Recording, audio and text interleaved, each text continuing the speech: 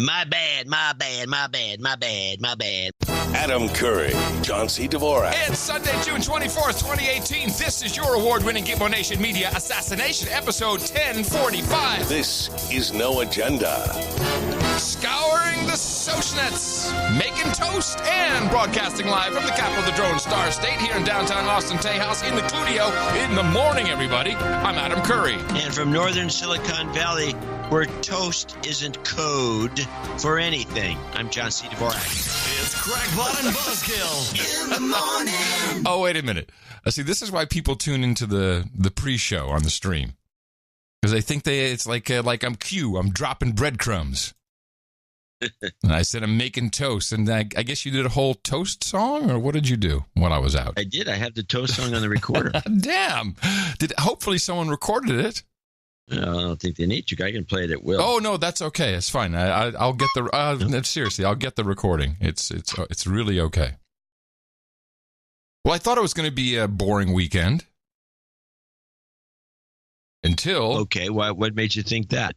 I just figured it would just be the same, we can't find the children are being drugged, Hitler, Nazi, I thought would be a typical weekend for, today's news network coverage. But instead, we got interrupted. Every channel, everyone was flipping out. Yeah. Tom Arnold has tapes. Now, you probably didn't see any of this, did you? I got a clip.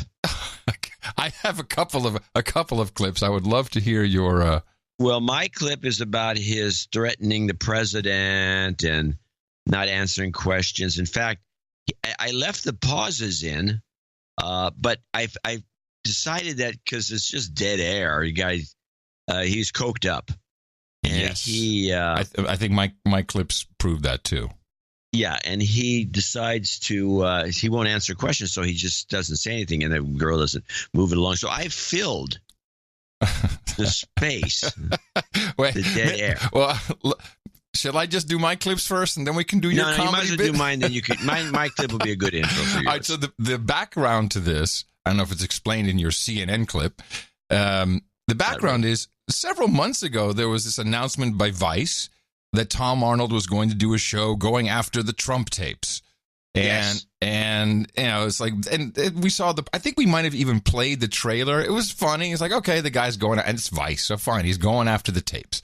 These guys, Vice, by the way, is not a media organization. It's an advertising agency. So they know exactly what they're doing.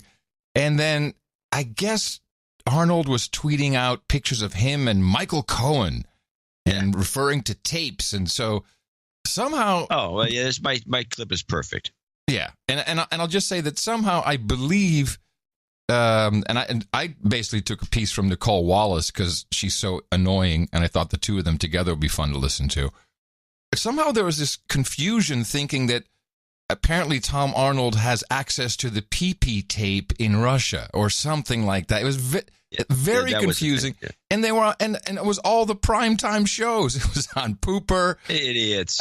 I mean, this guy came in, trolled everybody as far as I'm concerned. I think that is watching this interview, and he knows that Michael Cohen and I, when I leave here, I'm going to go back to the Regency with Michael Cohen. I want you to listen for a second. Just consider this. And I'm going to spend the weekend with Michael Cohen.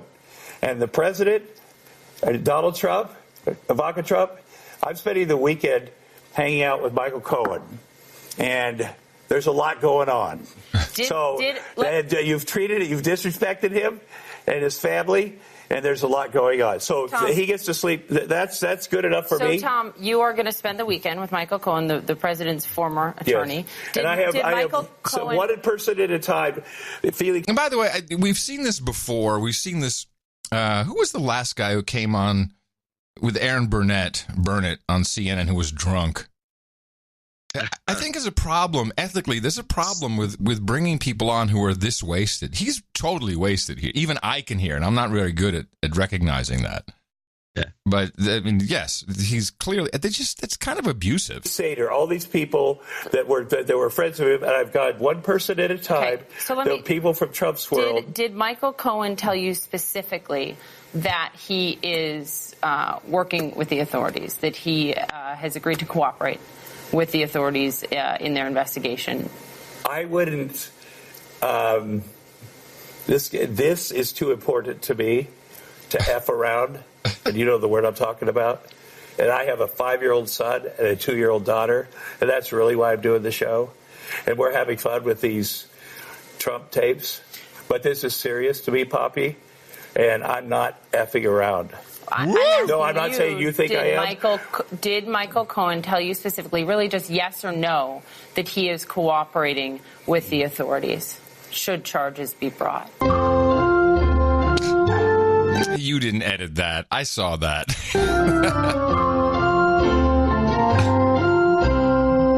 I think it works better with a video, John. Did he tell you? Do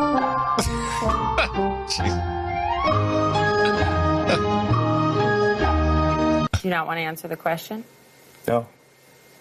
You don't want to answer the question? Right. Okay. Because... Will you let us know what you learn over the weekend, since we're spending the weekend with Michael Cohen? No. Thank you for being here, Tom Arnold. Thank you. Yeah, Appreciate it. Thank you. Okay. Wow. I kind of like the incoherent version more that he had with Nicole Wallace. Well, actually not incoherent. He was just completely mumbling, just spouting stuff off, and to me it was very entertaining. Well, I didn't think about this until you mentioned it. By the way, that was my edit. Oh, okay. I saw someone else did a version of that. That you mentioned, which is I didn't think about it, but now that you mention it, yeah, it's abuse. This is another example of this guest abuse.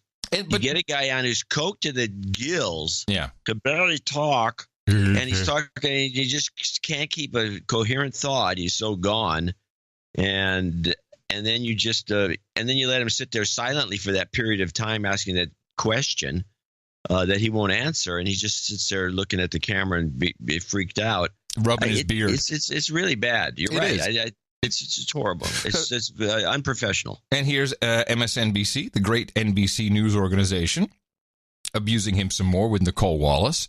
This is the intro. What's your mission now? Oh, my mission is to get him out of there because he's so incompetent and is so dangerous. And every day, this week with the children being ripped from their parents, I mean, he's obviously a racist and he has racist people around him. And he is cruel and he lies and just the trauma that he's putting on all of America every day. And he's just changing everything about what we are as a country. It is so unsafe. What America represents, and eventually it's going to be China and Russia on our borders. Oh! I mean, I know it seems crazy, but just stock up. China and Russia are going to be on our borders. Huh. This is why I like this interview China better. and Russia on our borders. I mean, I know it seems crazy, but he's just changing everything about the fabric of our country. But it's just god awful. And so, I'm glad that my friend Michael Cohen is with us. Okay, he's with us like he's dead and he's a spirit. My friend Michael Cohen is with us. He's watching us now from above. So, of course, we want to, Tom, what do you have? What do you have on these tapes? At this point, nowhere in the interview has it really been explained that he has this TV show. But what do you have on, what kind of tapes? Do you have the PP tape? What is the power? What is on the tapes that you're going to release on your vice? Well, the interesting thing about Donald Trump, he's this president, I mean, he's been on tape. The stuff that's available to the public already should be disqualified for a guy to rent a car, for instance. I mean, he started day one. I like this logic. The stuff he said that's on tapes that we've heard should disqualify him from renting a car. I don't know, like China with the social ranking or something? Maybe. No, He might not get the Hertz Gold line, but I think he can still get a car. By calling it faking his own voice to say his father had given him his money and he was really a billionaire. Now, here's a man who, in his inebriation, is just letting it all spout out. That's really what's happening here.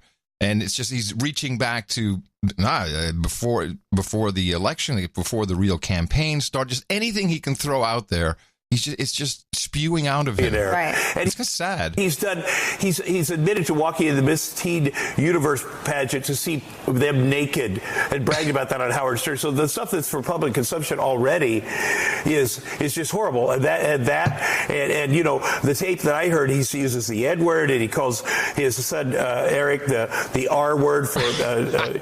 Where's that tape? We want to hear him call his own son a retard. That tape we want. People with, it's just discussing sexual harassment things to the women on the set of The Apprentice. All right, so when I heard this, I knew immediately he's got absolutely nothing. This is going to be a series, 10, 12 episodes. We'll have little drips and drabs. We'll keep expecting something to pop at the end. It'll be like Geraldo's safe.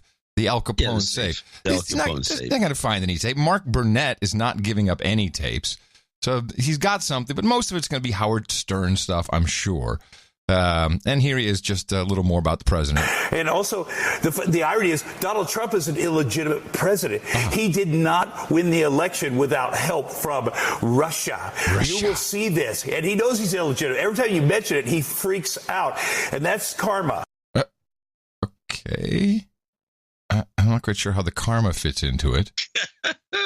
Now, another one of my favorite topics, which Nicole picks up. She's the one that's every afternoon on MSNBC. She's like, one of these people's going to flip. They're going to flip. They're going to flip against him. Flip, going to flip. And now Donald Trump's like, are you talking about, who's Michael Cohen? What? He's talking about lawyer? I don't know that guy. He's a nice guy. You know, he's so full of it. And finally, he realized it, and his wife helped him realize it. He's like, oh my God, I got to take care of my family because this guy is the worst. And so he's taking care of his whole family. But does that include flipping? Did he tell you he was going to flip? What do you mean flipping? Is he going to cooperate with prosecutors? He's in a lot of trouble. He could be facing jail. Did he say anything that made you think he was going to cooperate with prosecutors? He's going to do.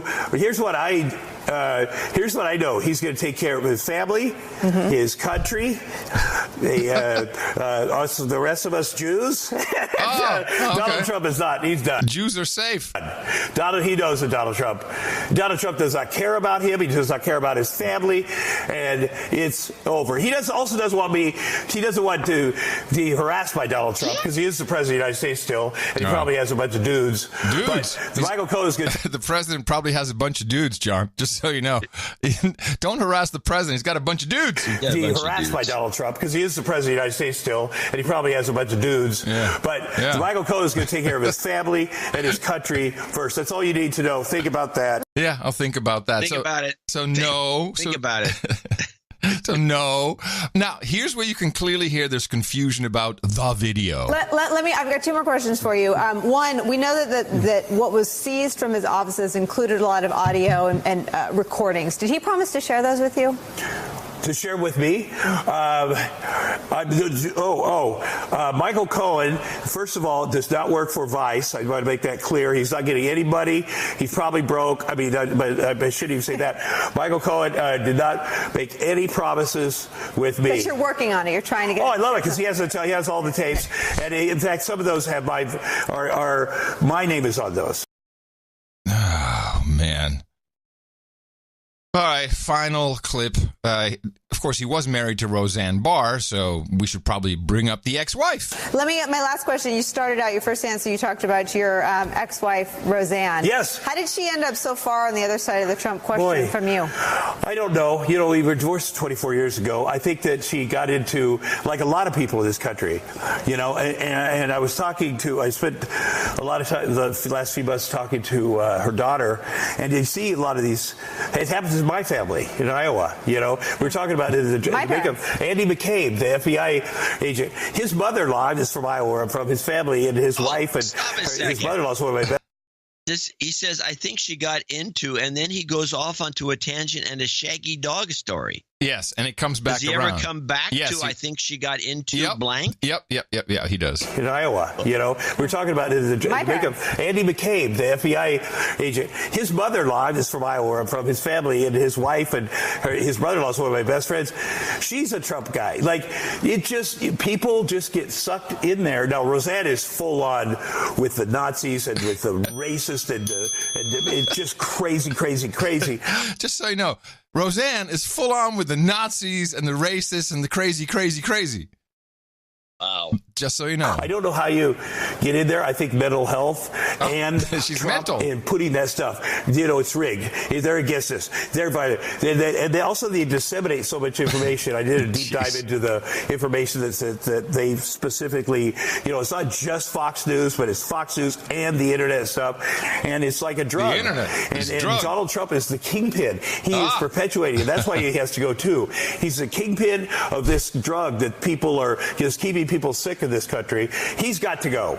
We want you to come back when your Vice special is getting ready to air. It's a series, Nicole. It is a series. I love you.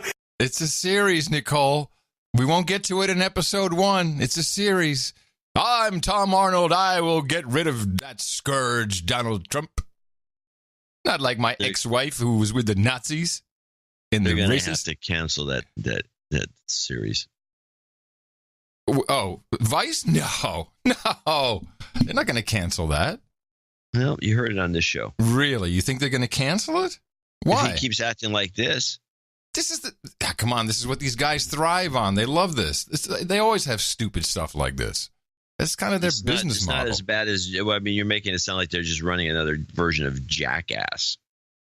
Vice? Yeah, I'd say Vice is running hello, Tom Freston is the guy who's shepherding this whole deal, former CEO of MTV Networks. Yeah, it's an advertising agency. Yeah, no, I understand the advertising agency aspect, but this guy, the problem with guys like this is they turn on everybody. And unless you got some dope. Well, yeah, if you keep him supplied with something, with the stuff he needs. Yeah, then we're okay. Then we're good to go. Yeah. But I find it a little sad it was such emotional rape of this guy. And he was on Lawrence O'Donnell. Everybody had him on, and kind of half smiling, but let's let him go on and on and on and on. Oh, beautiful, great. Don't they understand, especially MSNBC, that this is just ruination of their credit? I mean, what credibility do they have? But this isn't helping. And if you listen to the guy, he's incoherent. Yeah, and they're taking him seriously because he may have some goods on Trump. That's how hard up they are. Yeah, I think so. I truly think so. Flip. And because if you listen to all of the interviews he did, he really, Michael Cohen's really not giving him anything. Michael Cohen's not really cooperating. It's just trolling. He trolled for his TV show. They have to let it go on. It would be stupid not to. It would be stupid to cancel this. This is great. I'm going to stick with my theory. I don't see why Vice would have to stop. Why not? For one thing, he's got nothing. He sold them a bill of goods and it's going to make them look stupider than they are. Oh, he's not producing this. They just brought him as the host. He has nothing. He had some sales pitch to do with this, or he wouldn't be involved at all. I mean, this guy does. No one's having a meeting of executives and saying, "Well, who are we going to have to be the host?" I've got an idea. Tom Arnold, that's the guy. You don't know. I don't buy it. Hey, David Hasselhoff brought down the wall. So yeah, if you take Germany, that line of still thinking, might think that. if you take that line of thinking, you never know what Tom Arnold could do. Yeah, no, he had to be the guy that pushing the sales of this. Him and a bunch of guys. Again, just see about 3 executives and him all with a huge pile of white powder. Yeah. Oh, it's a great idea, Tom. Can you do it? Oh, yeah, Cohen's a great friend of mine. I hang out with him. Probably. Anyway, it made the weekend a little more entertaining because it started off like this. Well, the images suggest those of concentration camps, families being cut apart. I know children are being marched away to showers. I know they're being marched away to showers, or they're being told they are, just like the Nazis had said that they were taking people to showers and then they never came back. Look, bottom line, Donald Trump increasingly looks like Hitler in Nazi Germany. These look like concentration camps. It's rewarding breaking our immigration laws. Unusual punishment, John. John, I said this yesterday, but increasingly Donald Trump is turning this nation into Nazi Germany and turning these into concentration camps. What's happening is very American in that this is how the country was founded. This is what happened 76 years ago to Japanese Americans in internment camps. Now, look, I know we're not Nazi Germany, all right? But there is a commonality there. I knew it would be controversial, but I felt a warning flare was necessary. You're so concerned about what's going on. Yeah. And all of us are so concerned. We see these heartbreaking images, and it's so awful. And this is a policy that is inhumane, indecent, un-American, completely dictatorial. And like I said yesterday, they are the tactics that have been used through history by the worst purveyors of pure evil, including slave traders, including Nazis, including terrorists. And now this great country is using them as well, and we should all be ashamed. There are commentators like Joe Scarborough bringing up the N-word, Nazi. Oh, the N-word has changed. We have a change. Good. Yes, we have Good a change. catch. Yes, the N-word stands for Nazi. We can finally use the N-word again. Well, I have about 3 clips. I don't have about I have 3 clips in a commentary because there's something I've realized that. I mean, for one thing, the thing we're noticing is that Trump signed the thing saying, okay, we're stopping this, which is what they wanted him to do. But apparently they have so many things planned, protests and demonstrations. And it's I found that actually March On, the same organization that did the kids' march with the against the guns, it's planned. It's done. They are running the march on the 30th. That's happening no matter what. And the point of their march is to get Democrats elected. Ah, there you go. let's play these 3 clips. Yeah, I think people are getting annoyed by this. I think it's going to hurt Democrats personally. But let's go with all hell breaking loose Trump rap. Tonight, President Trump at a rally in Las Vegas, lashing out against Democrats for being too soft on immigration. Because they think immigration is being weak on the border, which is therefore allowing tremendous crime to come into our country. They think that that's a good issue for them. I don't think being weak on the border, being pathetically weak on the border, I don't think that's a good issue. The president's zero-tolerance policy igniting a brewing backlash against some of his staff. Last night, Press Secretary Sarah Sanders kicked out of this Virginia restaurant while at dinner with family and friends. The owner telling the Washington Post she asked her to leave on moral grounds, including separating immigrant families. The separation of illegal... That was pretty interesting, actually. How? Well, I did. If you did a little research on the whole thing, it actually stems from the gay staff. Ah, okay. No, I didn't know. I didn't realize this. Yeah, the gay staff was... Wait a minute, gays refusing to serve someone? What? Mind sufficiently blown, sir. So the gay staff apparently bitched to... There's 2 chefs, a man and a woman, and they could be gay too, but bitched to them saying that she was there. And they didn't want to serve to her, although they were serving. They just gave her hors d'oeuvres and stuff, but they were complaining to the chef who was running the place at the time. And so the chef doesn't know what to do, and he can't make a decision, which is always a bad sign. So he calls the owner. The owner drives over to make sure, because no one's absolutely positive it was Sarah Sanders. And so she comes over and then has a talk with her in the back patio, saying that it's against the principles of the restaurant, that they, this whatever, they get some song and dance, and then Sanders agreed to leave. Mm-hmm. But yeah, it was the staff. It was the staff that didn't want to serve her. It's well, before you move on, before we finish I'll do it right after this clip is done. Alien families is the product of the same legal loopholes that Democrats refuse to close. Today, Sanders tweeting, "Last night I was told by the owner of Red Hen in Lexington, Virginia to leave because I work for POTUS, and I politely left. Her actions say far more about her than about me." I want a nation to treat every person. I have to interject. The funny thing, this was written up in the kind of an interesting publication called Heavy. The staff, because it was a gay issue that they were bitching about, and it was over the Trump's refusal to let transgenders in the army. So it had nothing to do with the kids in cages. No. And no. Oh, this is misreported. But I think the woman who owned the restaurant she's the one who introduced that topic. Mm-hmm. So it wasn't really misreported. It just was underreported. Oh.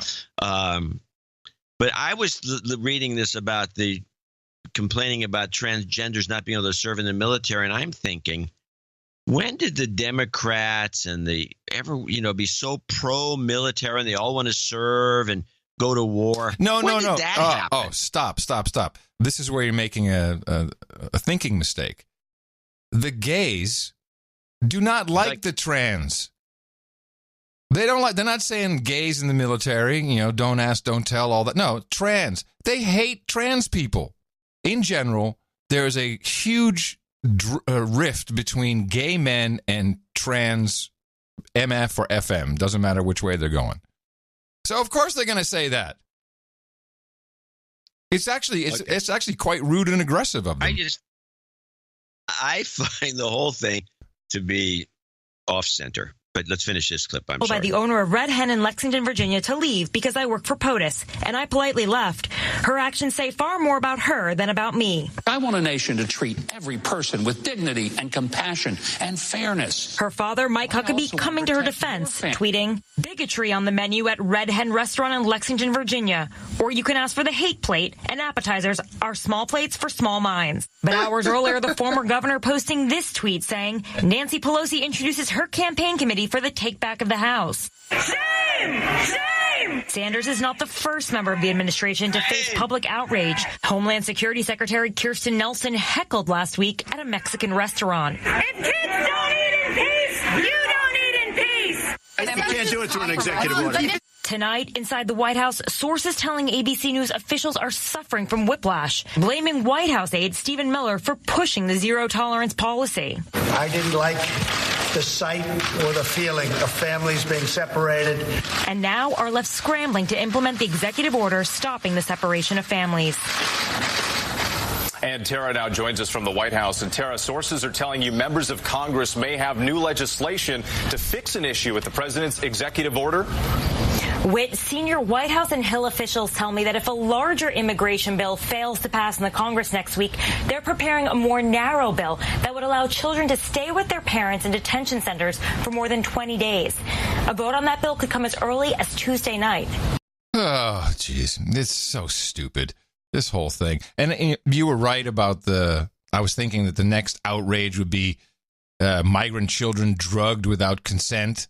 And besides the fact that news media can't discuss pharmaceuticals in that manner, this also really started in 2010 during Obama's years. And there's lawsuits that deal specifically with 2010 and forcibly injecting children with psychotropic drugs. Yeah. So we're not going to. Nobody wants to talk about that because it's not Trump. We're not going to bring that up. And Kirstjen Nielsen the protesters went to her house.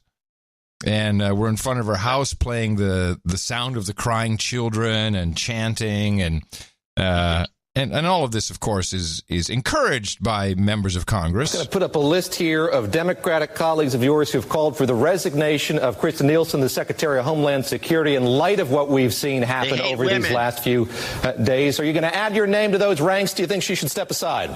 Oh, absolutely. She should step aside. No. You know, I have no sympathy for these people that are in this administration who, know it's wrong what they're doing on so many fronts. But they tend to not want to confront this president or even leave.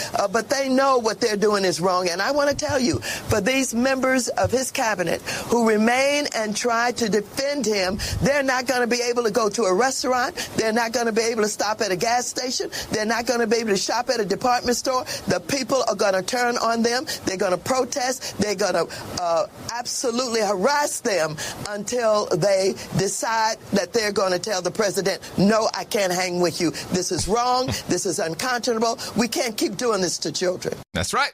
Just go and harass everybody. Yeah, that's good. Good to know. That's politics. Go and harass everybody at home. Meanwhile, Hillary Clinton raised $1.5 million to, quote, help families separated at the border. Oh, she's a genius. Which went to all the chip-in organizations. Yeah, sure. But I think it's important because she needed to show that she could still raise money. And that's why I think she jumped all over this.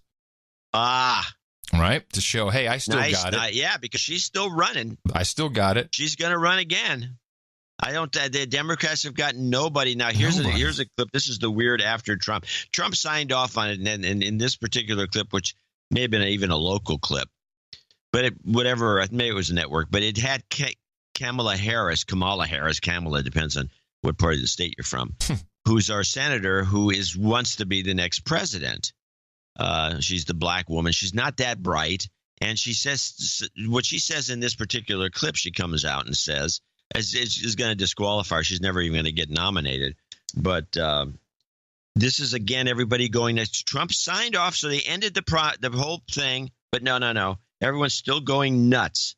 The immigration controversy has ignited not only protests, but also efforts to help migrant families at the center of the crisis. Here's Carter Evans. Protesters flocked to the federal building in Los Angeles today to donate toys to children who were ripped from their parents at the border. It's a pretty overwhelming response. On Friday night, they rallied outside the federal jail downtown where detainees have been housed. About 100 separated children are believed to be somewhere in the city. In San Diego, protests continued downtown, an effort to pressure the Trump administration to reverse its zero-tolerance immigration policy. Shame!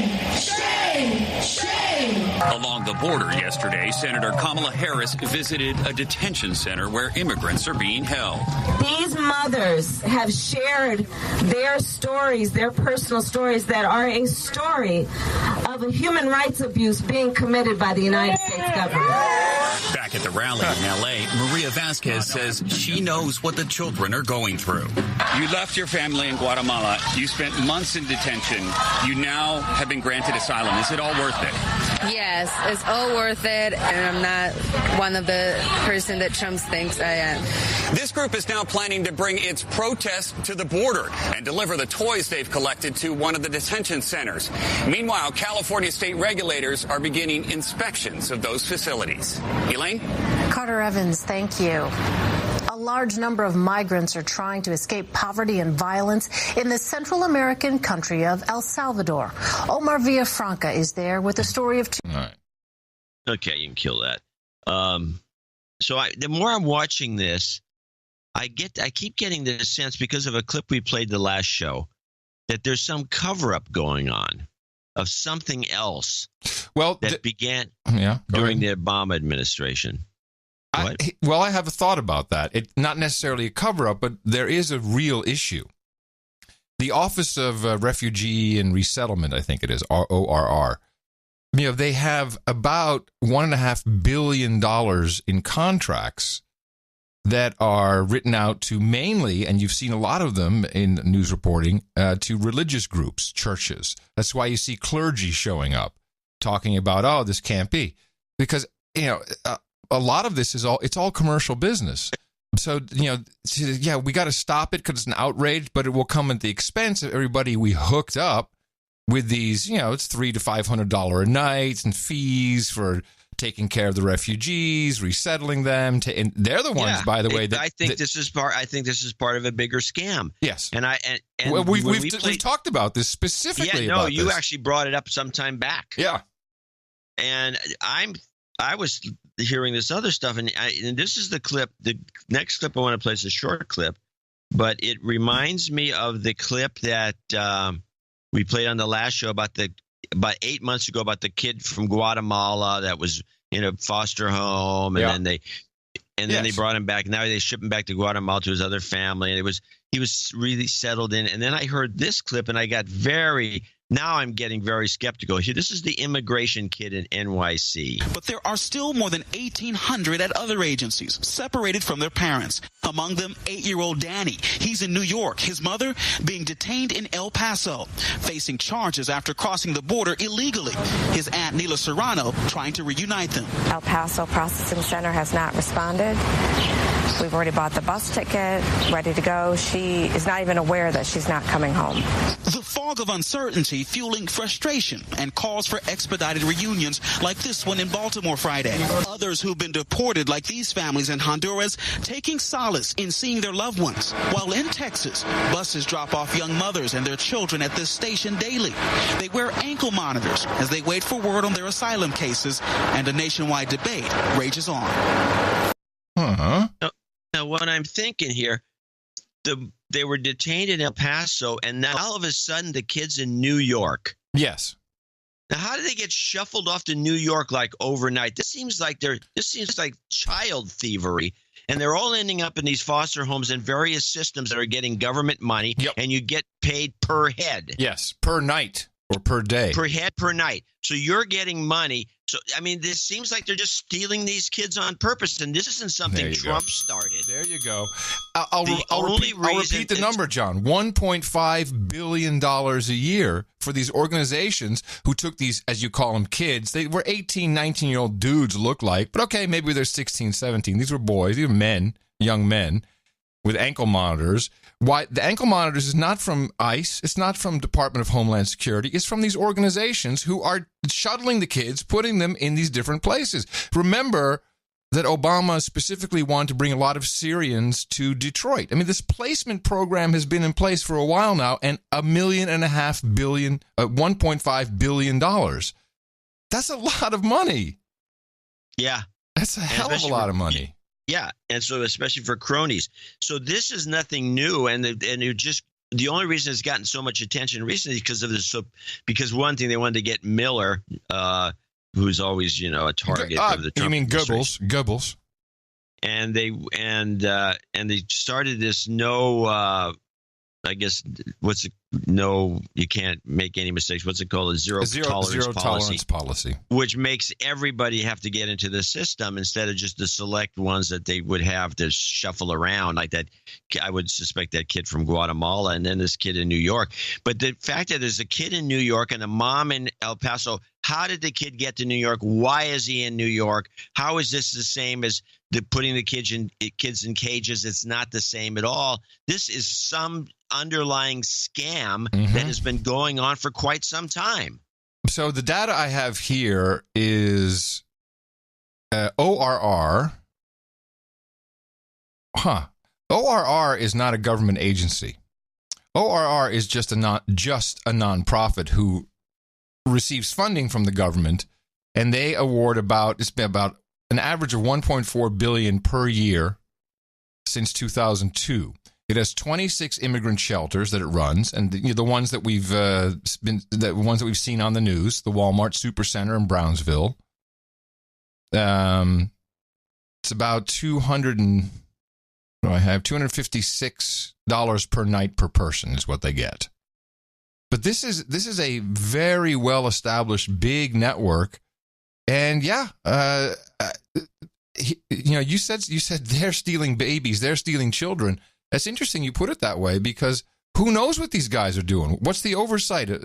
Who has oversight? Who has been looking at them at all? Maybe they're, you say cover up. Yeah, maybe they're all scrambling. Oh, shit, we didn't track these kids. Oh, I knew we forgot something. I mean, it sounds like human trafficking at the base. Yeah, it does.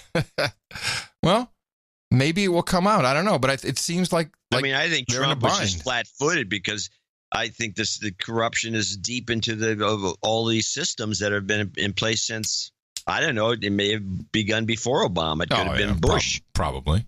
But you don't know.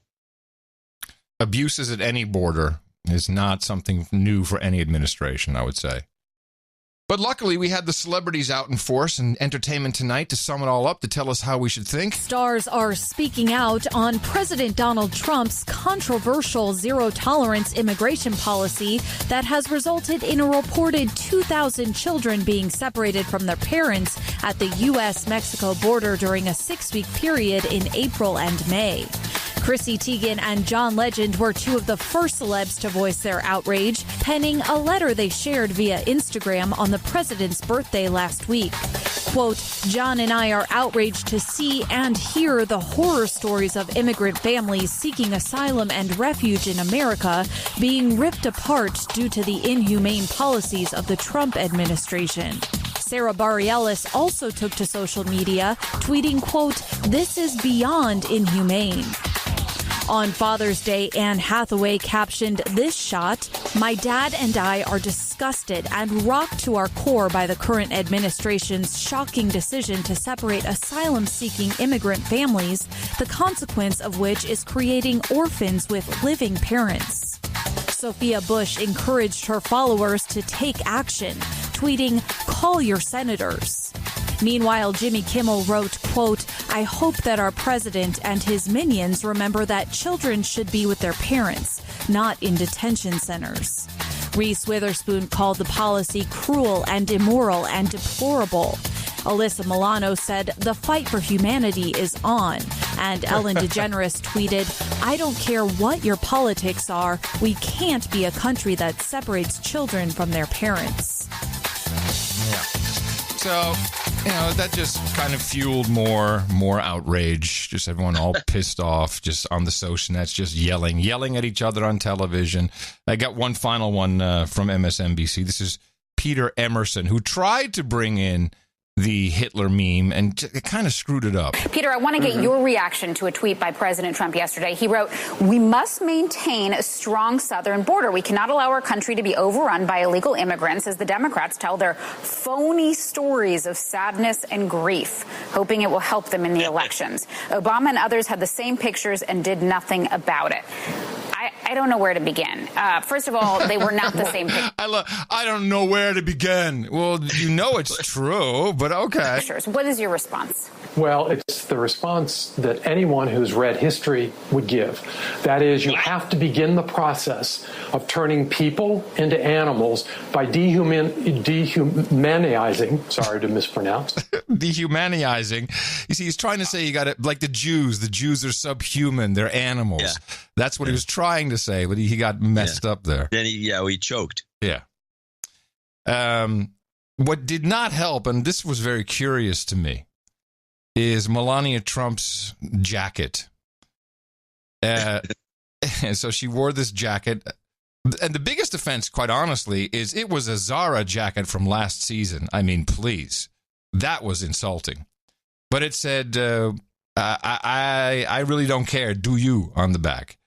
And it was, I think you could see that in two ways. And the minute the news hit, I ran off to the social nets to take a look. And indeed, a large portion of people thinking, it doesn't care about the fake news, mainstream media. A large portion of people saying doesn't care about the children. They literally read it that way. Sure. That's a classic Dementia B break. Now, the crazy thing about it is that her spokeshole said, no, there's no message. See, that was the mistake. Like, no, there's no message. And then the president comes out later and tweets, it's clearly a message towards the fake news media. So they got to coordinate. They stepped in it. But this can only end one way: violence. Someone's gonna get. Well, that's what Rush Limbaugh says that. Someone's gonna get shot again. Rush Limbaugh has been saying that for over a week. Mm-hmm. And he's blaming the mainstream media because they're the ones that are fanning the flames by running all these stories that could be just as easily ignored. They're not that, it's not like it's breaking news. She wore a jacket, and they're just looking for trouble, and they're looking to get stuff. Yeah, there's going to be violence. Somebody's going to get shot. So they're fueling it. But what's happening with the social nets? That's where people are really losing their minds.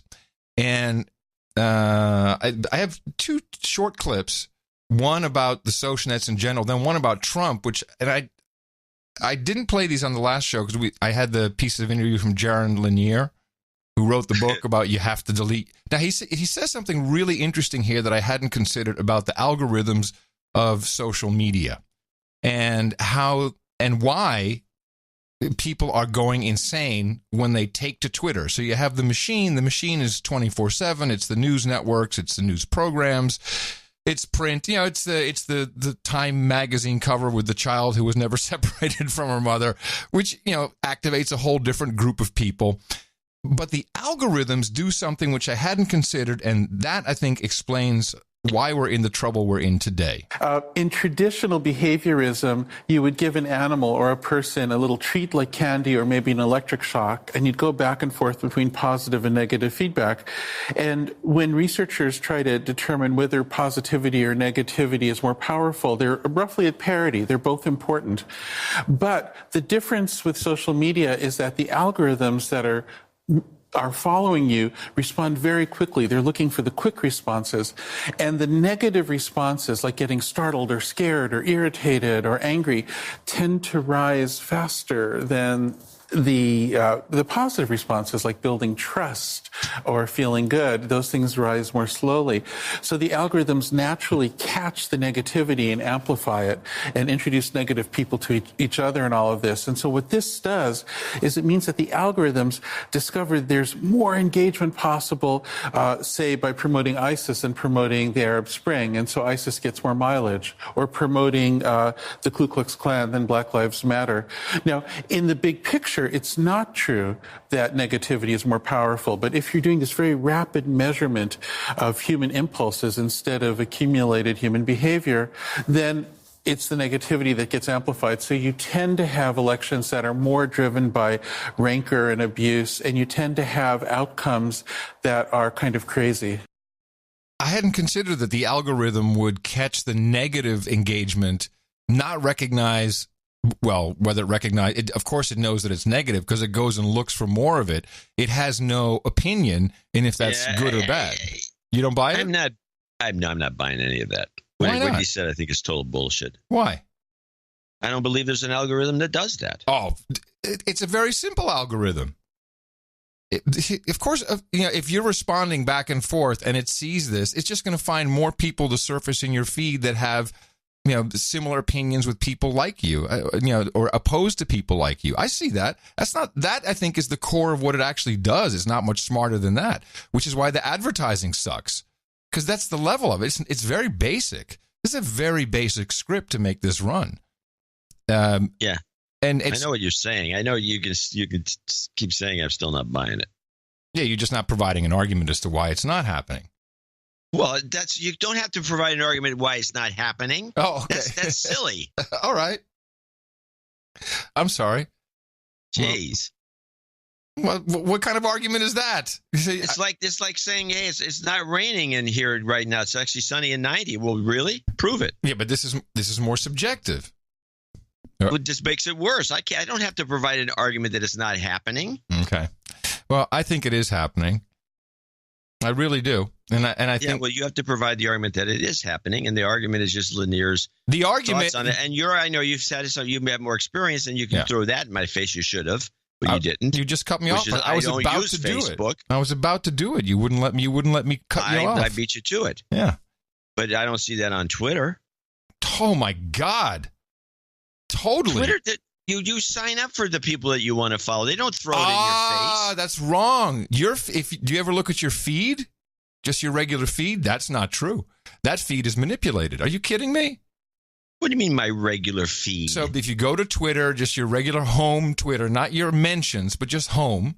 Yeah. You're seeing things are being inserted there from people you do not follow. And it's inserted from people favoriting tweets that you do follow. Oh, do you even know how this works? I know how it works, and I'm not saying what he says, which is a compounding of the negative. I don't see any compounding of the negative. You also do not engage like other people are engaging. You don't tweet back and forth with people.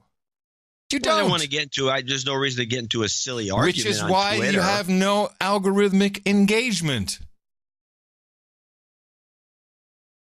it's nice to think that you can be so paranoid as to think that this is all the problem. I'm not paranoid. But I know what Lanier is. He's not paranoid. He has to sell his book. Well, he's selling a book that has nothing to do with paranoia.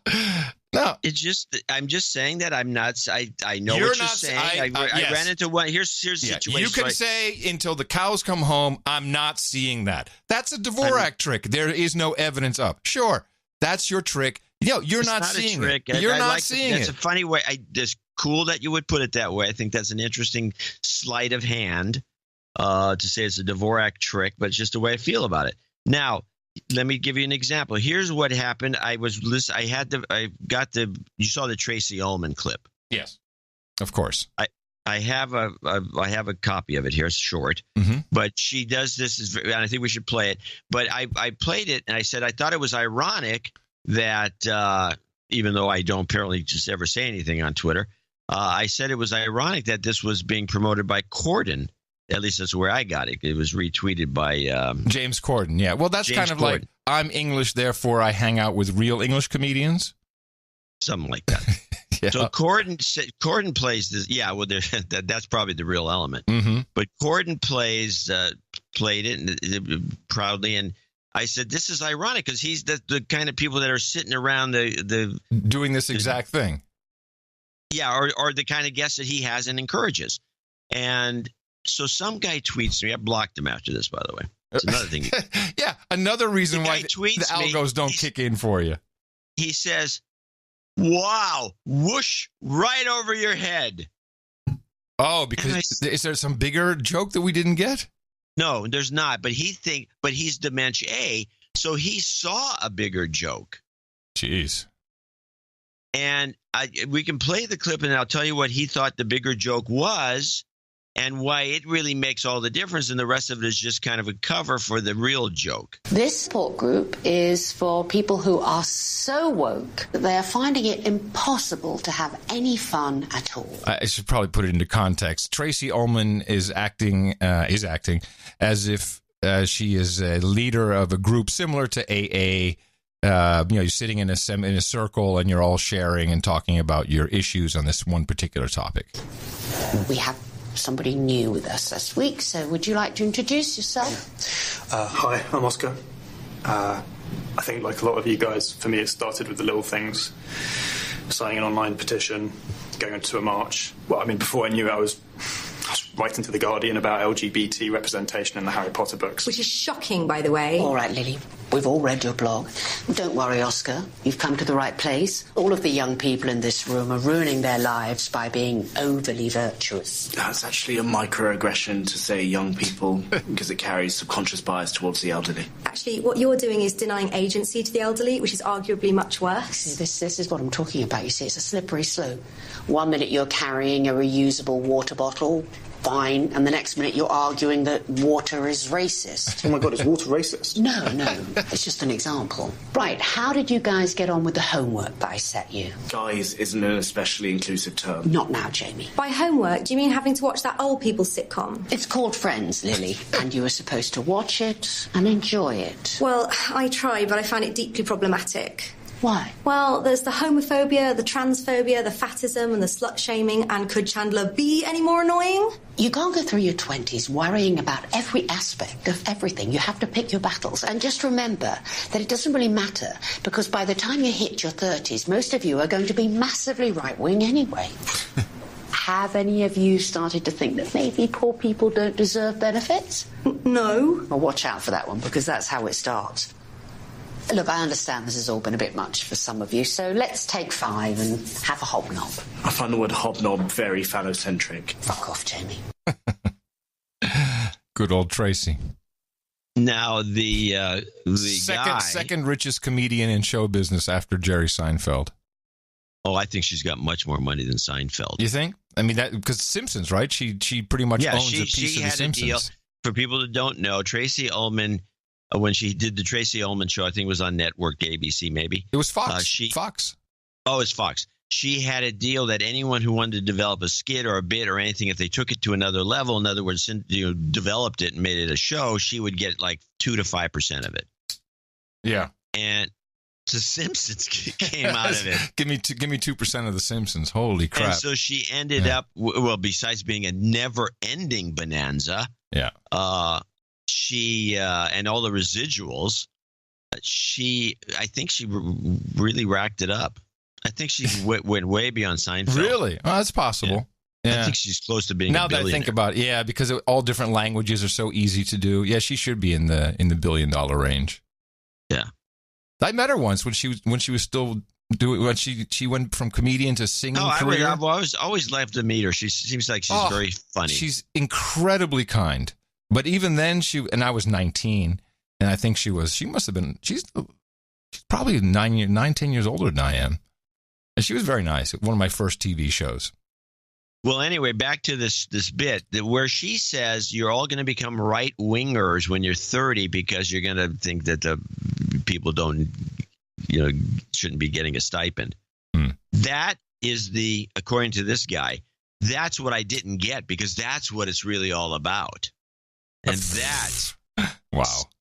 That's taking it a bit far. And because it wasn't a criticism of these idiots. It was a criticism of people who all of a sudden don't think that the elderly should get a stipend, and they're creeps. And so I'm thinking, when I went and looked at his feed, the guy's just unbelievable. You blocked him.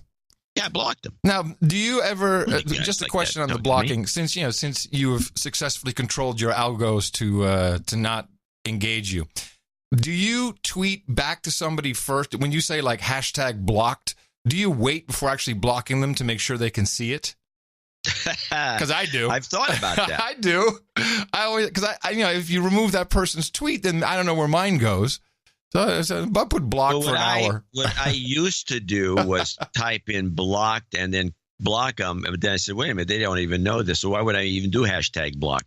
So then I evolved into putting #blocked and not blocking them, just like I should. That's block, good too. That's a good one. Yeah, that's confusing. That's confusing. Yeah.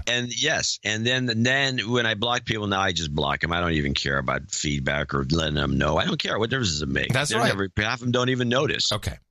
So the second clip from Jared Lanier is about Trump and the algos. I have never known Trump, but I have met him a few times over a fairly long period, over 30 years, actually, through different circumstances. And I will say that while I never would have voted for him as president, and I always thought he was somewhat untrustworthy and a bit of a showman and a bit of a scammer, he never lost himself and became so strangely insecure and so weirdly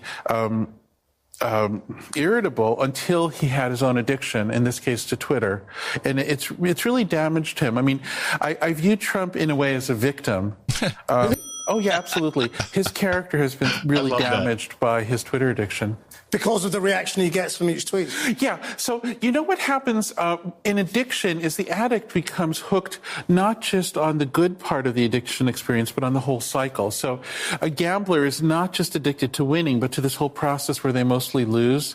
And in the same way, the Twitter addict or the social media addict becomes addicted to this engagement, which is often unpleasant, where they're engaged in these, really abusive exchanges with other human beings. And only once in a while is that, you can watch Trump, like every once in a while there will be this tweet where somebody likes him, and that's when he gets his little, we call it in the trade the dopamine hit. That's what it's called in Facebook, for instance. What trade? He gets this little dopamine hit, and then he dives in for more negativity and things, then he gets it again. And you can see the addiction playing out. Yeah. I like that he called Trump a victim of Twitter addiction. It's cute. Again, Twitter addiction. It's interesting. I mean, the guy's amusing at this level, I have to say. In the trade, we call it this. Like, what trade was he talking about? Well, if you saw the whole interview in context, then because he kind of goes back to the history of how this developed, and particularly Facebook, which came from a different place than Twitter. I'll give you that. But Facebook came from rating people's faces and being rated. So, yeah, it was Zuckerberg trying to get a date. Yeah, but along the way, in their industry, whatever he said, they figured out that, oh, wait a minute, we can give people a dopamine hit by letting them have likes. I don't think they figured it out. I think that it just happened naturally. Yes, yes, it happened. It wasn't a plot. No, it was not a plot. But once it happened, they're like, "Oh shit, this is working." Yeah. No, there's no doubt about it. They took advantage of it. That's for sure. Okay, so I'm not going to deny that. Yeah, but I'm not going to not blame the social networks for all the problems that we have. I think it's as good as any rationale, but it does increase the speed at which people get irked and go crazy. Yes. There's no doubt about it. And all I'm saying is speed increases. I think there's a high likelihood that is being tweaked, and not even purposely for evil, just to keep people engaged. This is the word, engagement. How do you keep them engaged? By giving people what they want. What do they want? The stuff they're looking at. All right, give them more of that. And we want it now. Yeah, that's exactly it. But with that, I'd like to thank you for your courage and say in the morning to you, John C. And the C stands for Can't See the Algos, Dvorak. I'm not looking. John C. Dvorak here, and I don't believe there's algos. That's in the morning, all the ships and seaboats in the ground, subs in the water, days and nights. Yeah. In the morning to everyone in the troll room. How y'all doing? Good to have you here this morning. NoAgendaStream.com. They got a nice concert this morning for those of you who can listen to the stream live Thursdays and Sundays. They got the Toast song. By the way, just on this algo thing, I like the way you go off on the algo thing and condemn me for like denying the possibility that it doesn't exist or doesn't work. And you're the one that constantly bitches and moans about how these algos don't work with advertising. That's what I said in my argument. You can't have it both ways. That's what I said. They either don't work at all or they work, half the time just to make your argument. No. And I'm happy to provide you with the last word so everyone can just roll their eyes. Well, they can roll their eyes anyway. And I want to say in the morning to Darren O'Neill, he brought us the artwork for episode 1044. That title of that episode was misrepresented or misunderstood by a couple I saw. Oh, what was the title again? The title was Free Scooter. Yeah. Which, we meant to be one of these bird bikes. Not that we want you to go steal one, but we happen to have some information about how you could do that. How you could if you wanted to. Someone thought this was about Trump's pardoning of Scooter Libby. Oh, that's cool. We had the double entendre. A double, yes, without even knowing it. Anything filthy. Without even knowing it. But it was a great piece of work that Darren put together for us. It was a classic old vinyl record with a label with no agenda on it. Yeah, I mean, it was well done. And if the more you look at it, it's got 33.33 speed, which is 33 and a third, which is the speed, which is 33.33. Yeah. But he used 33 instead of 1/3. He's got lots of little subtleties in that artwork, which is what I like. Yes, a lot of people liked it, and we thank Darren O'Neill and all of our artists who diligently upload fabulous album art for every single new episode to NoAgendaArtGenerator.com. Thank you, we appreciate that. Just part of the Value for Value network we've created here with the No Agenda Show. We don't take advertising or corporate money. It's the value that comes back from the network to us, and that is in the form of donations. We'd like to thank our executive producers and associate executive producers up front in the show, just like Hollywood. Who do we have to thank today? Oh, we have actually, because we did a promotion instead of not doing a promotion of executive I know. Of executive producers. Okay. And we seem to get a lot of them. It was, I don't know why, by the way. I think it's because yes, hold on a second. I know why. Because you said, well, we got 2 celebrities down. Will No Agenda be the third?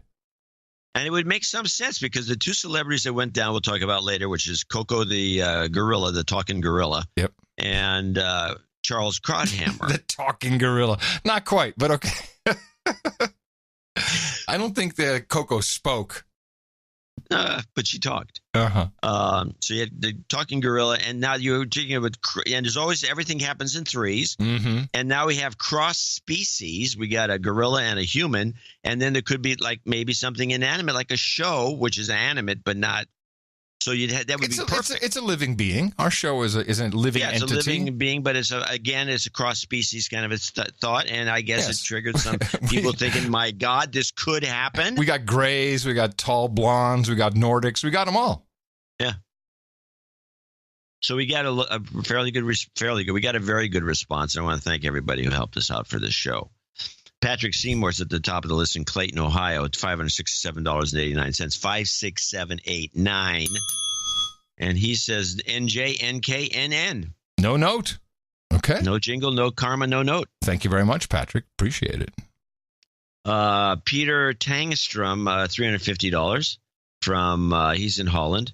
Thank you, gents. You kept me sane in more ways than you could ever imagine. He wants just a plain vanilla karma shot. No, he says no J, just a vanilla karma shot. Got it for you. Thank you, Peter. You've got karma. Yeah, I realize I got the spreadsheet late. Yeah? Yeah, that means I didn't have time to get this ready. News bomb! News bomb! What is that first one? The first one is this one. News bomb! It sounds bad. Yeah, it sounds like gas. What do I have here? News bomb! There you go. So Thomas Nussbaum in Virginia Beach, Virginia, came with $333.33. And he says ITM and damn the low donations, which they were, trying here. And then he's got I guess this is his coordinates. Yeah, it looks like GPS coordinates that PayPal didn't know what to do with. I guess. Yeah. Yeah, I know they made a mess, by the way. Hugs, kisses, love, and light. I'm going to give him a karma. This is our Grande Duque. You've got karma. Sir Abel Kirby in Broomfield, Colorado, $333.33. Now, these are all people that came in as executive producers by clicking the Insta executive producer button. Did it actually say Insta? Just Insta? Yeah. Nice. Yeah, Insta. Nice. With the underline saying they misspelled it. Credited as Abel Kirby, yes. The hardest part of becoming a baronet is telling your parents you are gay. That's just a very funny line. Damn. If you think about it. Yeah. Now, is he saying that all baronets are gay? I don't know, man. That's what he's saying. It's no wonder people want to skip it. Yeah, I don't want to donate to that show. I don't want to be a baronet. That's no good. This is upgrade complete. Space Force. Is he on the list? Yes, he is. Space Force. Space Force. He's on the list. Yes. Yeah, I say it right. Space Force. Space Force was a huge deal with ex-mills I work with. Much discussion of re-enlisting. Huh. And Heinlein memes galore. Yeah, I have a couple of notes. We're going to go second half today with Space Force. Oh, okay, good. Yeah. Adam, if they ask about your OTG phone, this is a suggestion. We asked for suggestions. And yes, this is one of them. I have a few today. Yes. Well, and this is Adam. Oh, wait, so someone sees my Nokia E71 and goes, "What is that?" And then you say, "Well, unlike your phone, this won't ionize the earth." I don't know. I don't know if that one's gonna. I think I'll get like a huh. I don't think that will do much. But I appreciate the thought. He says, John, can your magic eye see through plaid skirts? Of course it can. Hello, it's a number one thing. Bausch and Lomb, baby. We're not messing around. No jingles, no karma. Onward to Sir Slotcar with $333.33 in Loomis, California. You're worth every penny, NJNK. We want to thank. Now, who was the guy that came in with the NJNK? It was Sir Anonymous, Dog Patch. Yeah. I want to thank him for dreaming that one up. The NJNK, yes, fantastic. Yeah, it's become a thing. Ryan Little in Cambridge, Massachusetts, $333.33. He's got some link. Diabetes vaccine appears to be a present cure 8 years later.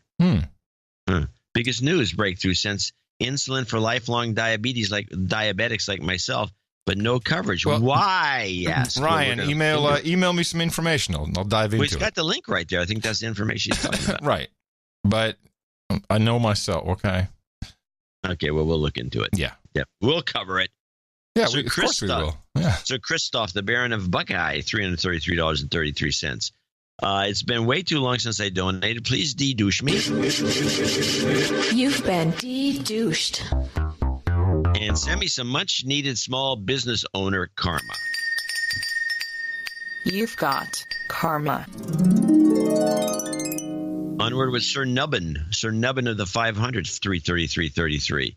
By the way, back to Sir Christoph. This is one of the reasons we do the newsletter, because there are people out there like him who have donated for years sometimes. ITM, gents, this is Sir Nubbin. I would like to have jobs karma, Nubbin.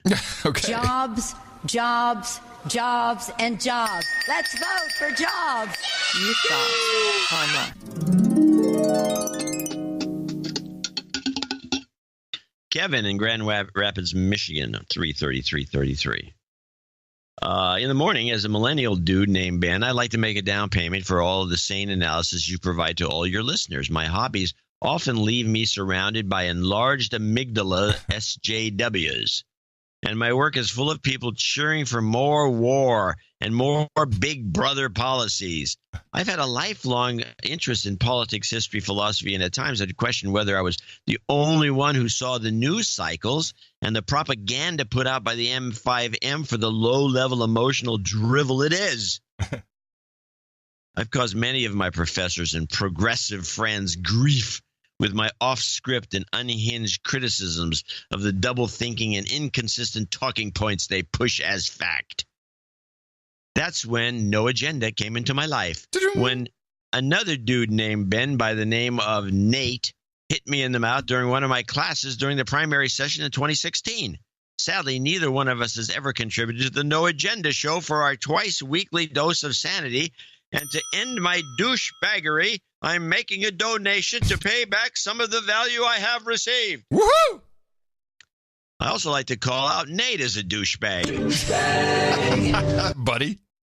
Although he does his best to hit everyone in the mouth, he has yet to contribute financially. Without donations, No Agenda would disappear, and there would be no alternative to turn to for both quality news analysis and hit John C. Dvorak whistle tunes. That's for sure. Nowhere can you get our hit John C. Dvorak whistle tunes. I'd like to some moving goat karma for finding a nice apartment. And please play Don't Worry, Be Happy, Putin, Pew, Pew, Pew, Cyber Attacks, and Putin! Don't worry. Be happy. Don't worry. Be happy. Don't worry. Be happy. Where did Putin go? You've got karma. I don't know what happened to Putin. What happened to Putin? I don't know. That was Hello, weird. Podfather and Podpiper says survive of the virtual reality to another 333.33. It's a record. It has come to my attention due to a series of ear-piercing recorder squeals. Oh, I see what he's saying. I was thinking he was talking about having his ears pierced, but he's talking about me and this machine. Yes. Yeah, your instrument. Your instrument. My instrument. Yeah. That you're in need of support. So here's at present full fist of threes. It was high time for me to donate, especially since I've moved on to an engineering technician job that pays double the amount from my former job. Expect more donations in the future. Title change. If possible, I'd like to retain my knight name, but have the additional title of Baronet. Work of the OTG slaves. Accounting at the very end. He's got the accounting. I wonder if the Baronet if he's a straight or gay Baronet. Jingle request. If acceptable, a clean play of the Russian Connection. It's a parody of Kermit the Frog's Rainbow Connection. You know what that is? Yeah, I think it's this. Let me see. Is this it? Yeah. Yeah. You want to I'll play a little bit right now. I'll put it at the end. Hold on. There's so many one's about Russia. Okay, I'll put it at the end. Put it at the end. Lastly, I would like to offer my former co-worker, Josh, congratulations on purchasing his home, housewarming karma, and a douche bag to him. Douchebag. We're still not donating since he hit me in the mouth back when we carpooled together. One of those. And one of those. You're listening to this whether you like it or not. That's on right. The carpool. I guess he's Which, walking by the way, now. we encourage. Yes. Keep up the great work. Your rational thinking keeps us all sane. Cheers. Baronet work of the OTG slaves. Survive of the virtual reality.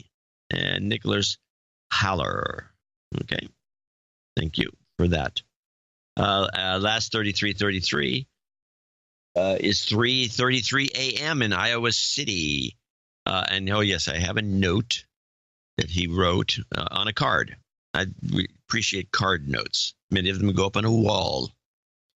Oh, okay, he wants to be anonymous. Thanks for all you guys do. I work in education, and for as bad as you think it is, it's worse.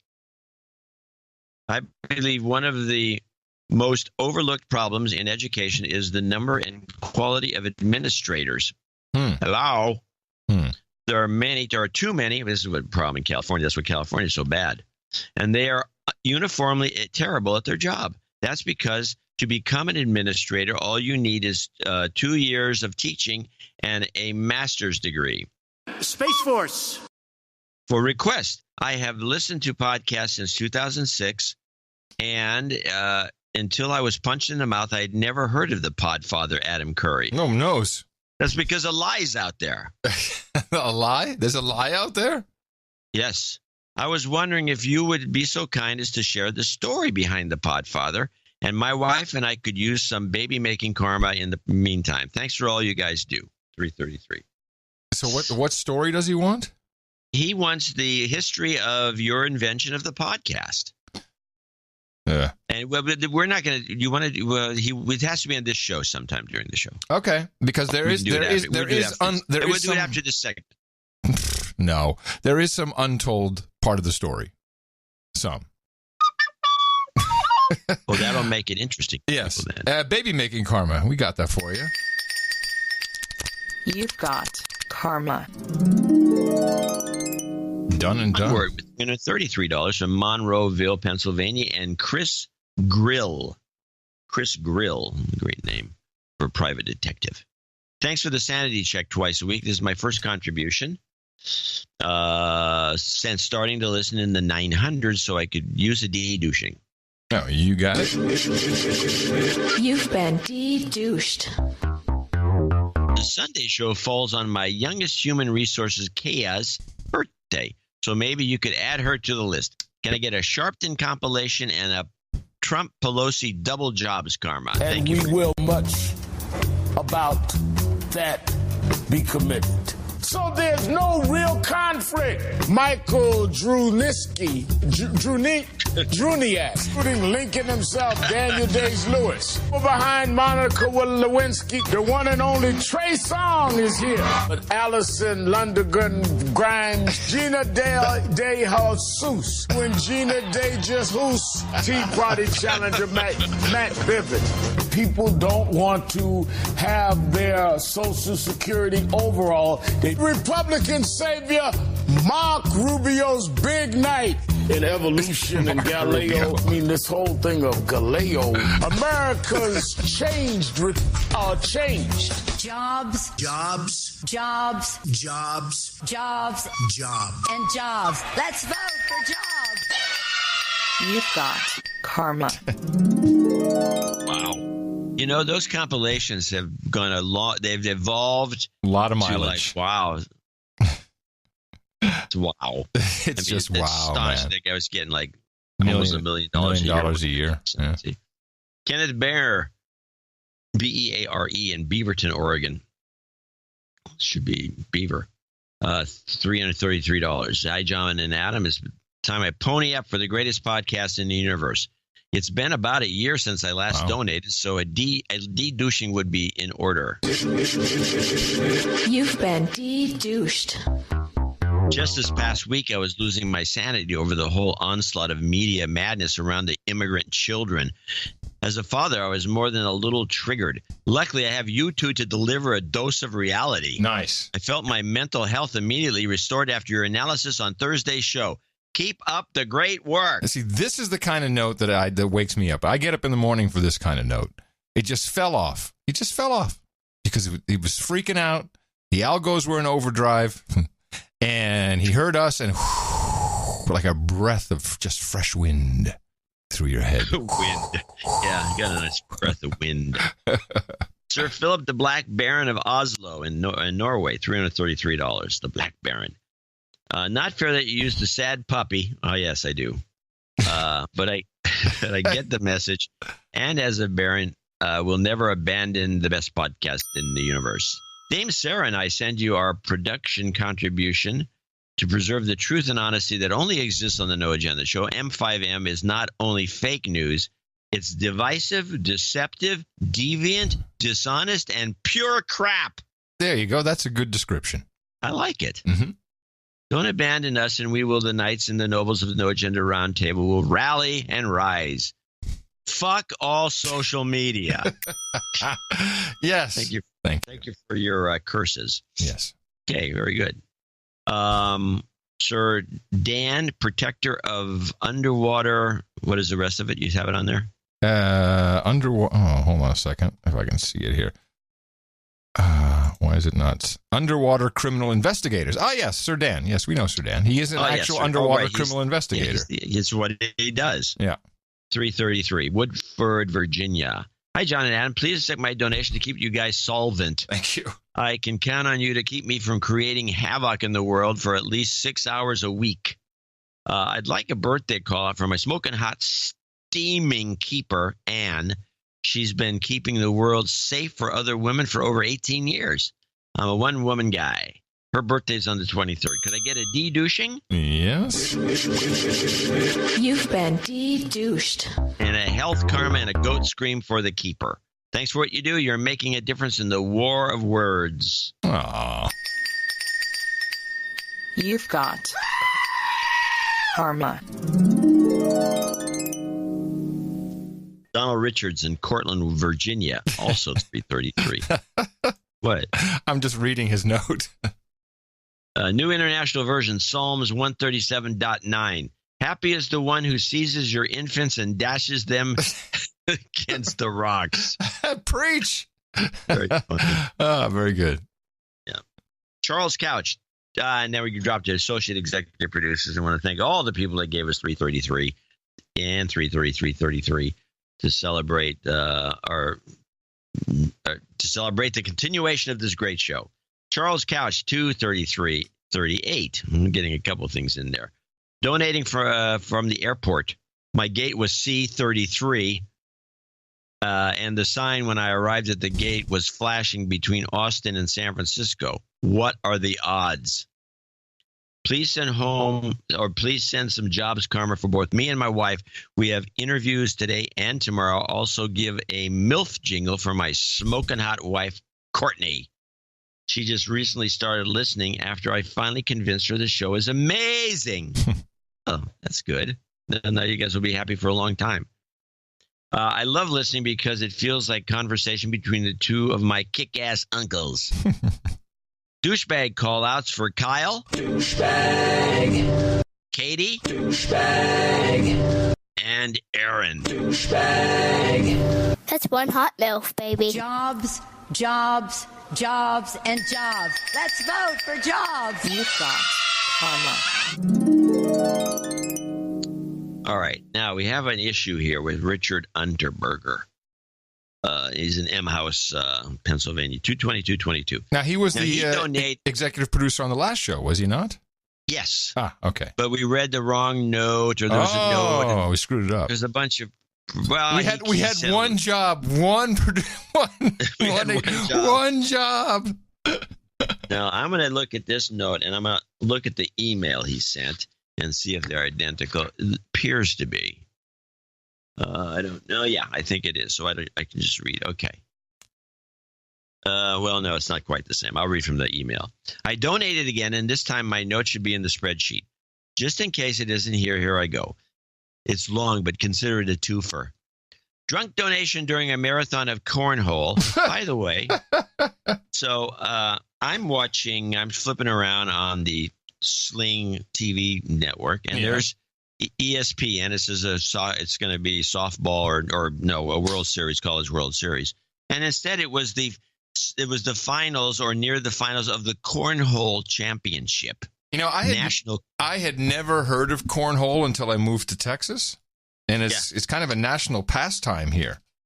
Well, but if you come from the Beavis and Butthead era, you got a whole different vibe. Yeah, it means something else. Now, so I'm watching this. It's actually fascinating. There's the two guys in the finals. One is going to go into the losers round for double elimination. People know what that means. So I'm sitting there watching it, and Jay, my daughter, comes in, and she said, "What are you doing?" I said, "I'm watching." I said, "You ever heard of cornhole?" She says, "Yeah, it's a game." That's what she says immediately. Mm-hmm. And I said, "Well, here's the championship." And she sits down and she looks at this thing. Now, these two guys are from a distance are nailing it. And they're doing blocks, and there's two sides to the bag, and one of them sticks and one of them goes in. And they something called an airmail, where you just throw it from a distance, go straight in the hole, and you try to block the other guys. It's actually kind of worth watching for a while. And she's watching it. Is it on the level of curling? It's faster. Okay. It's like curling and so far as the idiosyncrasies are concerned, but it's a faster paced game. I mean, they really rock. Because, curling, the attraction of curling is hot chicks who yell. Well, that's different. Okay. I suppose, anyway, so these guys are just killing it. It's astonishing. And most of by the way, if you're going to play this game and you don't know how to play it, you should watch these pros play it, because most of the shots are before the hole and they slides into the hole. 90% of the hole shots are from the sliding in, as opposed to straight airmailing it. They call the other one, which is hard. I prefer my airmailing technique when I'm cornholing. I'll bet you do. Now, so Jay sits down and watches for about 5 minutes. She goes, interesting. Yeah, they really packed them in, big audience. There's like 40 people in the stands watching these two guys. The championship. Okay. Anyway, I'm glad you got that out of your system. Someone's getting cornholed today. Sounds like a recipe for success to me. So I'm guessing that Richard Nadeau was watching the same thing. But he says, drunk donation during a marathon of cornhole. Last week's note didn't go well, and so here I'm to give what I can during the time of scant support. I'd like to ask for a douchebag de-douching. You've been but that randomly got covered last weekend by another donor's note attributed to me. My fellow, I read the wrong note. Yeah, it happens. It's a mistake I made. Yeah, it's me. It happens. It's on me. Yeah. My fellow. You should say my bad, man. And you know what I think about that? You despise it. I do. I do. It. You really don't like people. It's my bad. My bad, my bad, my bad, my bad, my bad, my bad, my bad. Why don't you just say, eat shit? Because that's what you're saying when you say my bad. Really? It doesn't even sound like it. No, it's a way of taking responsibility without feeling sorry. It's the modern day equivalent of way of taking responsibility. It's insincere. Yes, it's the modern day equivalent of I apologize. Doesn't mean you're sorry. My fellow producers really need to step it up, but the show has been excellent recently. We all benefit greatly from the wisdom and experience of John and Adam because we're older. And the top-notch no agenda community as a whole because they're great. Step it up. Step it up, people. Can I please get a relationship karma as I recently lost the second love of my life, much like the first, to the opioid epidemic. She's not dead, just gone. Oh, man. That's terrible. Yeah. Can I please get some? I have a little piece on that after this is over. Can I please get sincere junkie karma for my ex to become a healthy person and not kill herself? I know it's a lot to ask for, but can I please get a tiny project car karma for my second Honda Beat? I recently purchased that he recently purchased. Did you see the picture of this? Was that in the email? It's a gorgeous car. It's a great little car, isn't it? It's pretty. It's a little 3-cylinder, hot-looking sports car. I'd have one of those. They're not allowed in this country or something. Hey, girls. Hey, baby. Want to ride in my Honda Beat? I have been busy tracking down and importing parts for for in Japan is what he says. Besides you guys, it's been a cornerstone to my sanity during the difficult time. I don't know what karma would sound like, but I trust Adam to pull off something. Thank you for all you guys do, and know you are doing an incredible thing, and we all need you guys. Oh, thank you very much. Okay, double one for you. You've got karma. You've got karma. That should do it. Now, he is Sir Chard of the Tiny Cars. Of tiny cars, not just of tiny cars. Tiny. Of tiny cars. Yeah. Anonymous in Phoenix, Arizona, $207.46. Call me some guy from Phoenix if you want. By the way, relationship karma seems to be working. Maybe a request for more? I'm within earshot of knighthood, looking forward to being part of the round table. Oh, let me give him some more relationship karma then. Here you go. You've got karma. I put some top spin on that relationship karma for him. Sir Johnny the Swamp Knight in Washington, D.C., 202. Washington, D.C. is the best we can do. Hail to the podcast in the universe. Oh, hail to the best podcast in the universe, and greetings from the swamplands of Washington, D.C. The dry spell in donations is always assigned to step up and let you know how crucial the show's analysis is for critical thinkers and sanity. Even then, Dimension B can take a mental toll. In my neighborhood, there continues to be a Pence loves penis stickers on light posts. I need one of those. I need a Pence loves penis sticker. Unstuck, please. And F Trump graffiti, and there's even a store that sells nothing but this stuff called The Outrage. There you go. Just find The Outrage, and they'll send you the selection. Excellent. This kind of hate isn't healthy or constructive, which is why you see the shameful harassing of public officials. I humbly ask for a dealer's choice of Reverend Manning jingles. Love and light, Sir Johnny the Swamp Knight. Okay. That's a sure enough money shot. Woo, Jesus. Woo, Lord. Look at that. That's a money shot. Kellyanne Conway is a money shot. You've got karma. Love the Rev. Why didn't that guy get a show on MSNBC? Politics are wrong. Yeah. Sean McClellan, $200.33. Enjoy the unique perspective of your media deconstruction. Keep it up. To all the producers out there, please donate and do it right now. I mean, you, yes, you. I do have a couple of questions. One. Now, this is very interesting. Question number one is something I was going to call for in second half of show segment because we have a donor, I believe, a knight, if not of higher peerage. He's a fire bottles baron. There you go. Baron. Who always sends his donation notes on the Federation of Planets letterhead. And the first question that Sean has is, I'd love to know the story behind the letters that come in on the Federation of Planets letterhead. It's mentioned often, but I didn't catch the origins and details behind it. I've never actually seen the letterhead because it always comes into the P.O. box. You see them. And I am going to put a copy of one of the letters from the Federation. Now, what it is called the Federation of Planets? It says the Federation of Planets. It's a logo. It's the logo of the Star Trek Federation. The whole thing is so it must be real. Star Trek Federation.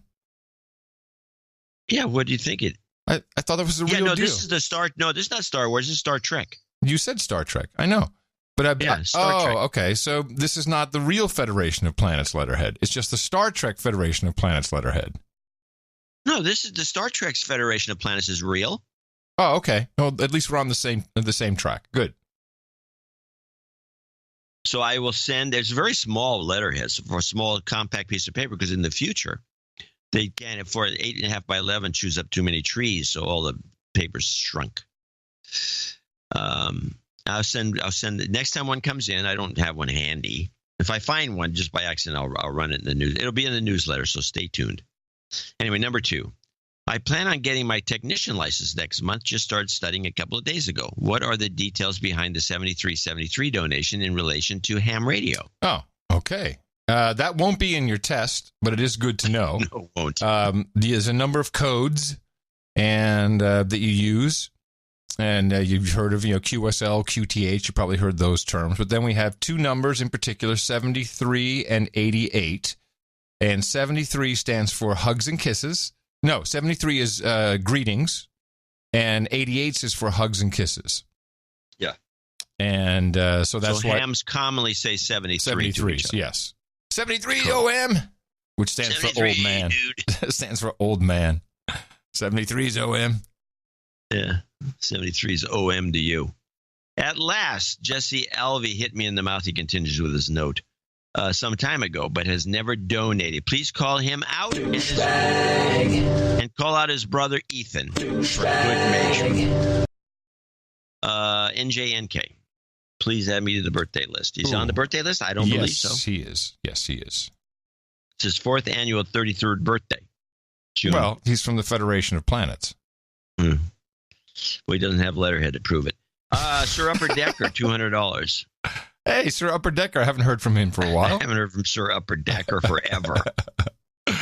Sneaking in with a donation between diaper payments. Which are expensive. Need deal-making karma to make it back before my baby's RUS card is due. Babies are us. Babies are us. It's been a while since you've been to one of them, but it's babies They're are closed. Us. Yes, I know. You've got karma. Now, Toys R Us closed. I was never. Babies R Us came after way later. Yeah, no. Christina was born when Babies R Us was in its heyday. Yeah. And we never bought I anything went there. into a Babies R Us, and I thought I was saying, Can I have wanted to buy a baby. I want a baby. You got a baby? But no. You got some with There some. was no babies for sale. You got one that's already potted, or what kind of babies you got? They got nothing. It's a joke. It's just a misleading name for a store. Yes. Stephen Cheshire, $200 from the UK. Hi, John and Adam. Note for the show for this donation sent by email, 75R, blah, blah, blah. That's his email address. Let me go look. You might as well look, too. I am looking. Okay, let me do it. I can do it. I hate Outlook. You using Outlook? Yeah. Well, it has some form of a database, and then you can search in the database. But whenever you do it's kind of hard to explain. If you enter a search term and then you click in one of like last month or today, and I click in it, then the search term changes to something else. It's busted. It's a piece of shit. It's horrible. It's horrible. This must be it. This is show 10. He says it's for 10:44. It's 10:45. He's off his show. Oops. I'll get back to that. Steve, and he writes, hi, John and Adam. We're just a longtime listener from Bristol in the UK, where we're trying to overdo another donation. We did donate a couple of years back, but never put a mention on the show. We listen to your show every week. It's twice a week. And now I've found it became our main news feed, as we find it the only source of credible news nowadays. It's probably true. Wow. We enjoy, after listening to your deconstruction of events, how the same stories are being reported. Many times we report days in advance of some of the ones you'll hear over here in the UK. It makes us laugh, but sometimes scream and cry, especially the stories about Trump. Oh, yeah. Yeah. They hate Trump over there. We were over in California in April, May this year on a holiday, and I have to say, what a beautiful place. Apart from San Francisco, if only we had remembered our poop map. While we were over there, we never met anyone who had a half-decent word to say about Trump. Not one. So all we could take from that is that your news networks are certainly doing a good job on that front. Keep feeding the slaves. For your excellent work and hours of entertainment you provide, please find our donation of $265 for this week's show. It came in as $200. In which I want to give the producer credit to my lovely wife, Sharon. We have to remember to do that, as it is her birthday today. Do we have that? No. Oh, no, I don't think we do. I don't see how we could. No. Okay, so tell me the This deets. is Steve wants to wish his wife, Sharon, a happy 47th birthday today, which I don't know when this was What's her mailed. name? What's her name? Just Sharon. Sharon. 47 today. Yeah. Okay. Please wish her happy birthday and send her a MILF jingle for not donating for so long, even though she has been on my back to get with it. Please give me a douchebag and then a de-douching. Oh, okay. You've been de-douched. That's one mother I'd like to. You've got karma. All right. Onward. I think that does it. That does it. No, that's it. You're right. Stephen Cheshire is our last donor. Wow. I want to thank. That was good, John. I'm glad you reminded a whole bunch of people who hadn't donated in over a year. That is how the newsletter works. I find it interesting when they all come out of the woodwork at once. That's good. Something triggered them. Well, and whatever it was, I'm proud of myself. Whatever triggered him, you should be proud of yourself. Whatever it is. The problem is I don't know what I did. Space Force. We thank everybody who supported us, our executive and associate executive producers for episode 1045. We'll be thanking more people who came in $50 and above in the second donation segment. And please remember, we got another show coming up on Thursday. Plenty to deconstruct. We thank you for making it all possible. Remember us at Dvorak.org/NA. Boy, we've learned a lot to deconstruct, a lot to propagate in our formula. Our formula is this. We go out, we hit people in the mouth.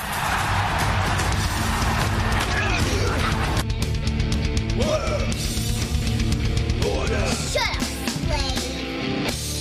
Shut up, slave. Boo-doo-boo. I got a couple of quickies. Some comebacks from my OTG phone. I got a little list. You want to do OTG, then you want to give us a little history of the podcasting thing? Sure. Podfather. First, I'll read this. No, I think this is Mike. This Kilo Charlie 7 Tango Whiskey. Glad you're liking the new hearing aids. Yes, I am liking the new hearing aids. I won't bore you with any information today, but I have another appointment this week, and so I'll have an update maybe. My commander had the ones like you were talking about and loved that he could focus the listening in one direction. It helped in meetings. True.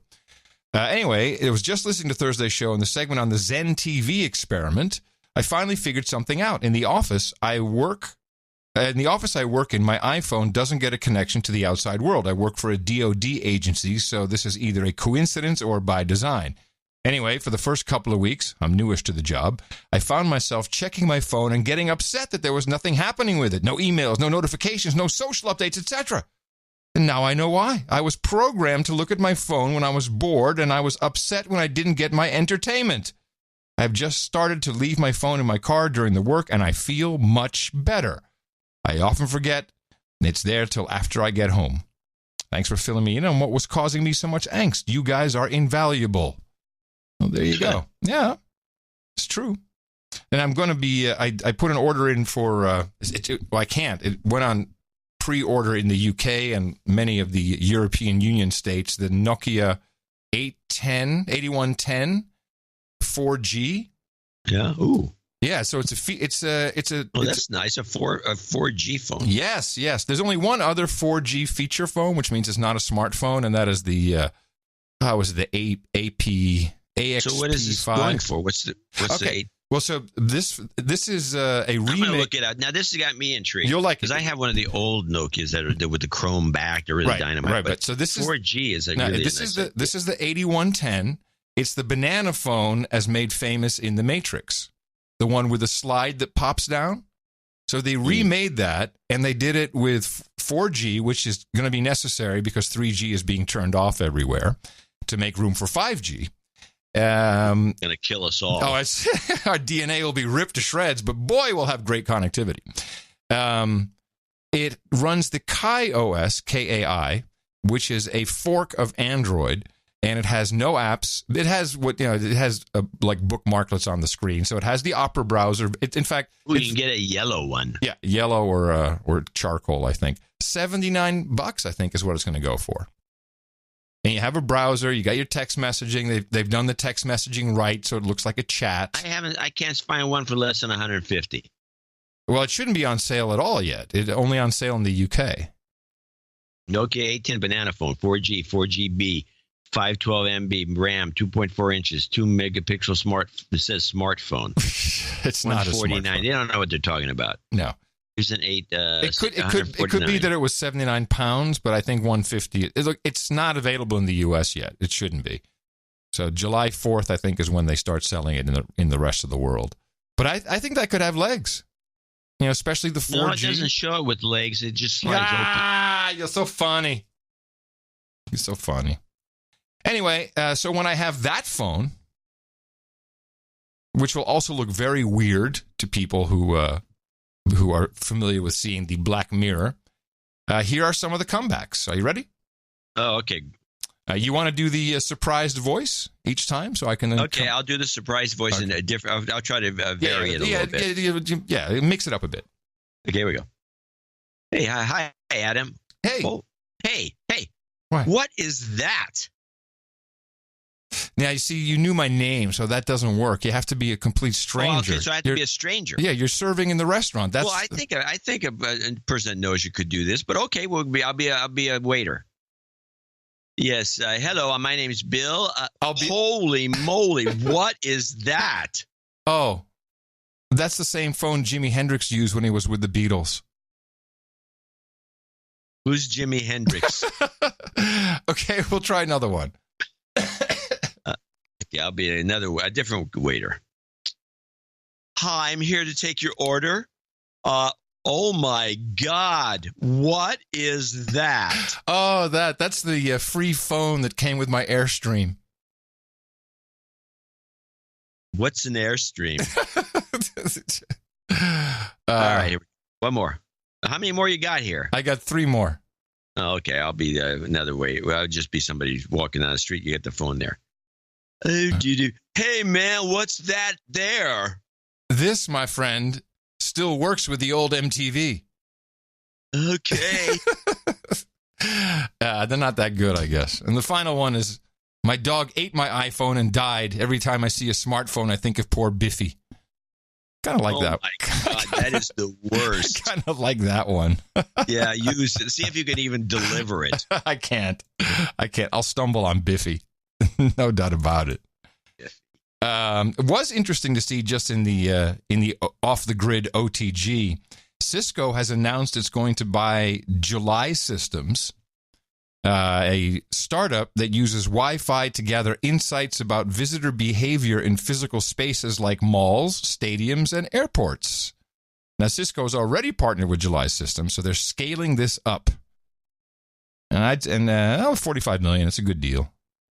That's what they're valued at. But you know that's with Cisco, they're kind of instrumental in the infrastructure of the internet. What are they doing? I don't know. You got me. They're just worried about Huawei. Yeah. Are you worried about Huawei? No, they are. Everybody is. Right, yeah. I'm not. Yeah. I don't care. Huawei. Yes. So I have a couple interesting. Well, no, let me save these. I'll save them for later in the show if they come up. What else? I do have the Purdue Pharma thing, which is talking about the addiction. You brought addiction up, and we have one of our producers. Is this about the lawsuit? Yeah, but it's got some other stuff in it. They did an interview on one of the networks. I think it was CBS. Yeah, it was CBS. And they interviewed one of the salespeople for Purdue. I didn't realize that this OxyContin thing. They're actually blaming this one company for the whole opioid crisis. Somebody's got to go down. They should go down. She worked for him between 2001 and 2007 or something. I mean, this was going on so long. This has been really going. These guys must have made billions. Let's play this. It's the family, right? Isn't it one family who owns the Purdue? It's billions, I tell you. I think it was just a big charade. Carol Pernera says she joined that charade in 2008 as an OxyContin salesperson for Purdue Pharma. So bottom line, sell as much as you can. Sell as much as you can. To what end? To making money. Just a year earlier, Purdue had admitted it falsely promoted OxyContin as less addictive by, among other means, claiming the drug's slow-release formula did not cause a buzz or euphoria. The company said the misstatements ended in 2001. But amid a widening addiction epidemic, Panera claims the company taught her to tell doctors that some patients might only appear to be addicted. In training, she was given a term for this, pseudo-addiction. Did this concept of pseudo-addiction come with studies backing it up? Wow. We had no studies. We actually, we did not have any studies. That's the thing that was kind of disturbing, was that we didn't have studies to present to the doctors. You know how that sounds? I know. I was naive. A 2015 study published in Current Addiction Reports found no empirical evidence to support pseudo-addiction as a diagnosis. In a statement to CBS News, Purdue said it is confident that OxyContin sales have been consistent with the information contained in the FDA-approved label. But the word pseudo-addiction doesn't appear on OxyContin's label, and a spokesperson for the FDA said the labeling is not intended as a discussion of pseudo-addiction. I reject any notion that there's science behind pseudo-addiction. Oklahoma Attorney General Mike Hunter is one of 24 AGs suing Purdue and other opioid manufacturers. Many of the lawsuits mention pseudo-addiction. Do you think this is an epidemic that begins with Purdue Pharma and OxyContin? Yes. That's the start of it all. Yes. Carol Panera, who quit in 2013, says she hopes the drug maker is held accountable. Do you regret the 5 years you spent with Purdue Pharma? I'm going to sum it up and say this. I think that was one of the, if not the worst career decisions of my life. So they're really going with the pseudo-addiction defense, huh? Yeah, also pseudo-overdose and pseudo-death. Not really dead. You're just pseudo-dead. Wow. So I've been following this, and they seem to be the only one. I mean, and really, they manufacture it. It's the distribution that is the problem. You know, you've got the pill mills. Yeah, they've got nothing to do with that. No, they probably do. Look, they're drug dealers. And someone's got to go down. From time to time, you got to take one down. It's going to be these guys. Yeah. So screw them. They're liars. They're horrible human beings, because they know exactly what they were doing. Pseudo-addiction. Pseudo-addiction is hilarious. So we got news about Anthony Bourdain. And I love how this was all done by some local French guy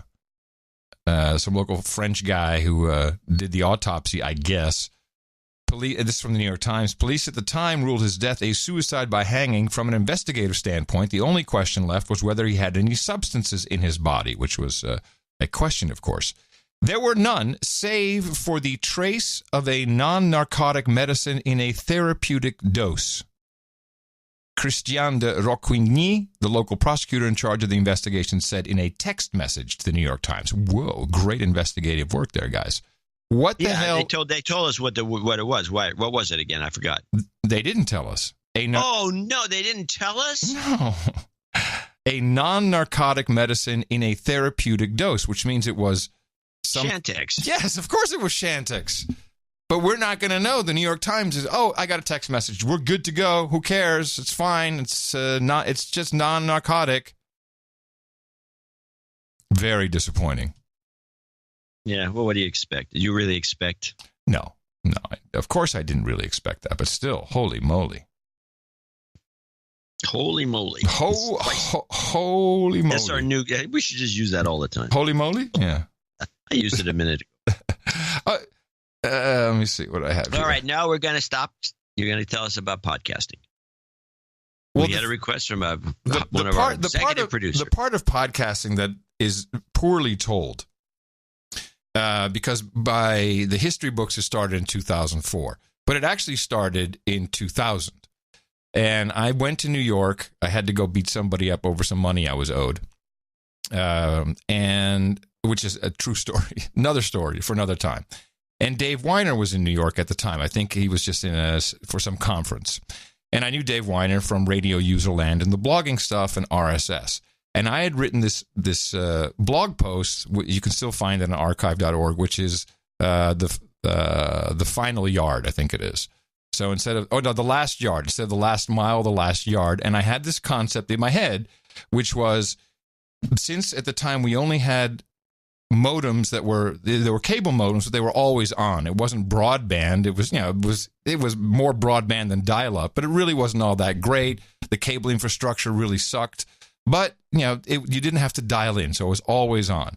And I had this idea that in order to create a good multimedia experience, which we didn't have, it wasn't click and play, it was click, wait for 10 minutes, and then all of a sudden it would play. If it was video, it might take a little, less long with an MP3 file. Hard for people to imagine, but that's the world we were in.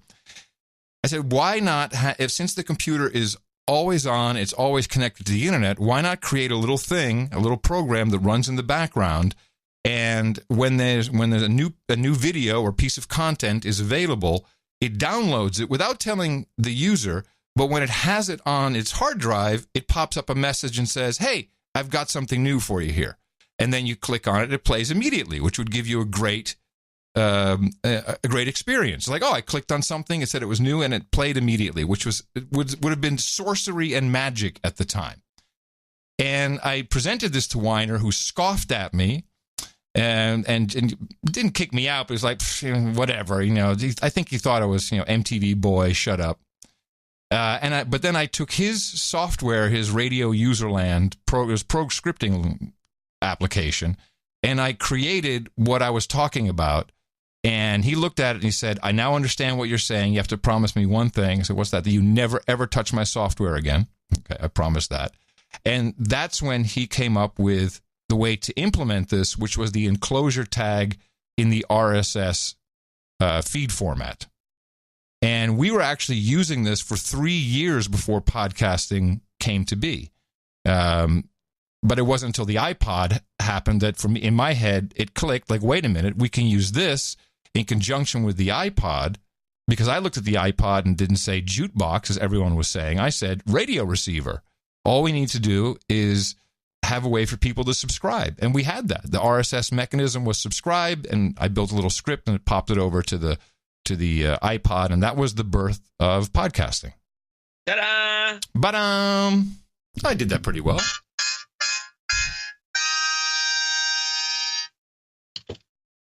And that's Space a fact. Force. Yeah. That's a fact. And that's the way it should be told. And that's how it happened. Yes. Yeah. That's how it happened. So this guy is the guy who invented podcasting. Yes. Hey, I have a question regarding the FBI. This investigation, the Hillary email investigation. Any collusion? So I kind of said as a throwaway joke about their not having the emojis to provide context around the Strzok and Page text messages. And I don't think you were joking. Well, my joke was it was intended as a joke initially by saying, "Look, how can you have two lovers with 7,000 or 8,000 text messages, not a single eggplant emoji? It doesn't exist in today's relationships." And so, I tried to crowdsource it. People weren't very helpful because you can look through the messages and you can get the emoji codes, which are in Unicode, and you can Bing them, and then you can figure out what they were. It's pretty much universally what I was able to find, smileys or frownies. I didn't see any poop emoji. I certainly didn't see any heart emojis, no words, affirmative words of I love you, baby, I'm thinking of you, none of this. Yet, when these text messages came out, it's kind of hard to tell exactly how they came out or who released them or why. But the narrative immediately was they're lovers. And in this investigation, we now also find that FBI lawyer number 1 and FBI lawyer number 5 were also in a romantic relationship. Which, by the way, the CEO of Intel just had to resign because they have a no fraternizing policy. But at the FBI, it's okay. So you can just stay there. In both cases, now I don't know if we've seen the text messages from lawyer 1 and lawyer 5, but it really changes the context from, baby, I'm going to stop him. We didn't even say baby. Don't worry, I'm going to stop him. He'll never be president. Which, between lovers is a very different context than I'm going to stop it. It's text, you have no context. Maybe it was written in complete hate. The guy is polishing up his AR-15. I don't know. But the way it was presented, I find highly suspicious. Moreover, now that we have 2 other FBI agents who are also in a romantic relationship. If that even matters. It matters because it provides very specific context between these two messages. And from the beginning, from the moment it came out, it was FBI lovebirds, well, this. And I'm not buying that. I think that was brought in to soften down what was being discussed. And in fact, if you read them without the context of lovebirds, it's conspiratorial. No one is really questioning that. Well, I have to assume, I'm not going to condemn the argument because you might be totally right. And you have to assume, and I could be totally wrong when I say this, that it was well known in the agency that these two were shacked up or they were doing it. I defy so they were lovebirds. I defy anyone except you. I defy anyone to show me text messages with the person they love, even your kid, that doesn't have a heart emoji or kiss emoji or hearts in the eyes emoji, more than just smiley face, frowny face. That is not that. It is now a part of our language. All right. Well, it was just an open challenge to anybody out there who does texting with their lover. Yes, and also if anyone can find any of the expected emojis in those text conversations, let me know. I mean, I've looked through as much as I can without finding anything. I see a lot of smileys and frownies. That's all I see. All right. Well, it could be a conspiracy. And 7,000 messages, not a single sext? Not a single one? Well, we don't know that. They could have been judiciously removed, or there's a possibility of, I know. I agree with that. It doesn't make sense. All right. Now, if it was an old married couple, it would be different. I have a note, but I want to read it after you do your Coco rundown. Coco rundown. Oh yeah, we said you want to talk about Coco, the ape, the gorilla, the talking gorilla. Yes. Well, I don't really have any clips about that. I was going to talk about Krauthammer. Well, let me do something on the gorilla then. Okay. Coco the gorilla, who knew sign language actually. So Coco died, and what is your impression of Coco?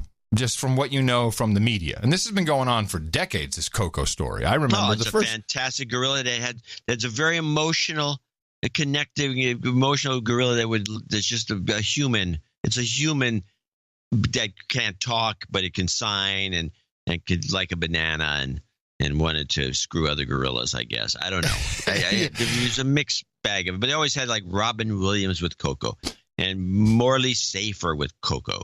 And they all come back with a tear in their eyes saying, Coco is glad to meet me or something. It's always good. It was mushy. That's mushy. Well, mushy. Jen the zookeeper sent me a note. We have every kind of producer in our midst. Adam and John, I saw the death of Coco the gorilla was mentioned in the newsletter. I thought I'd pass along some details about Coco in case you discuss her death on the show. Believe me, we would not have discussed it were it not for your email. I worked as a zookeeper for several years and met many people who cared for Coco. Here we go.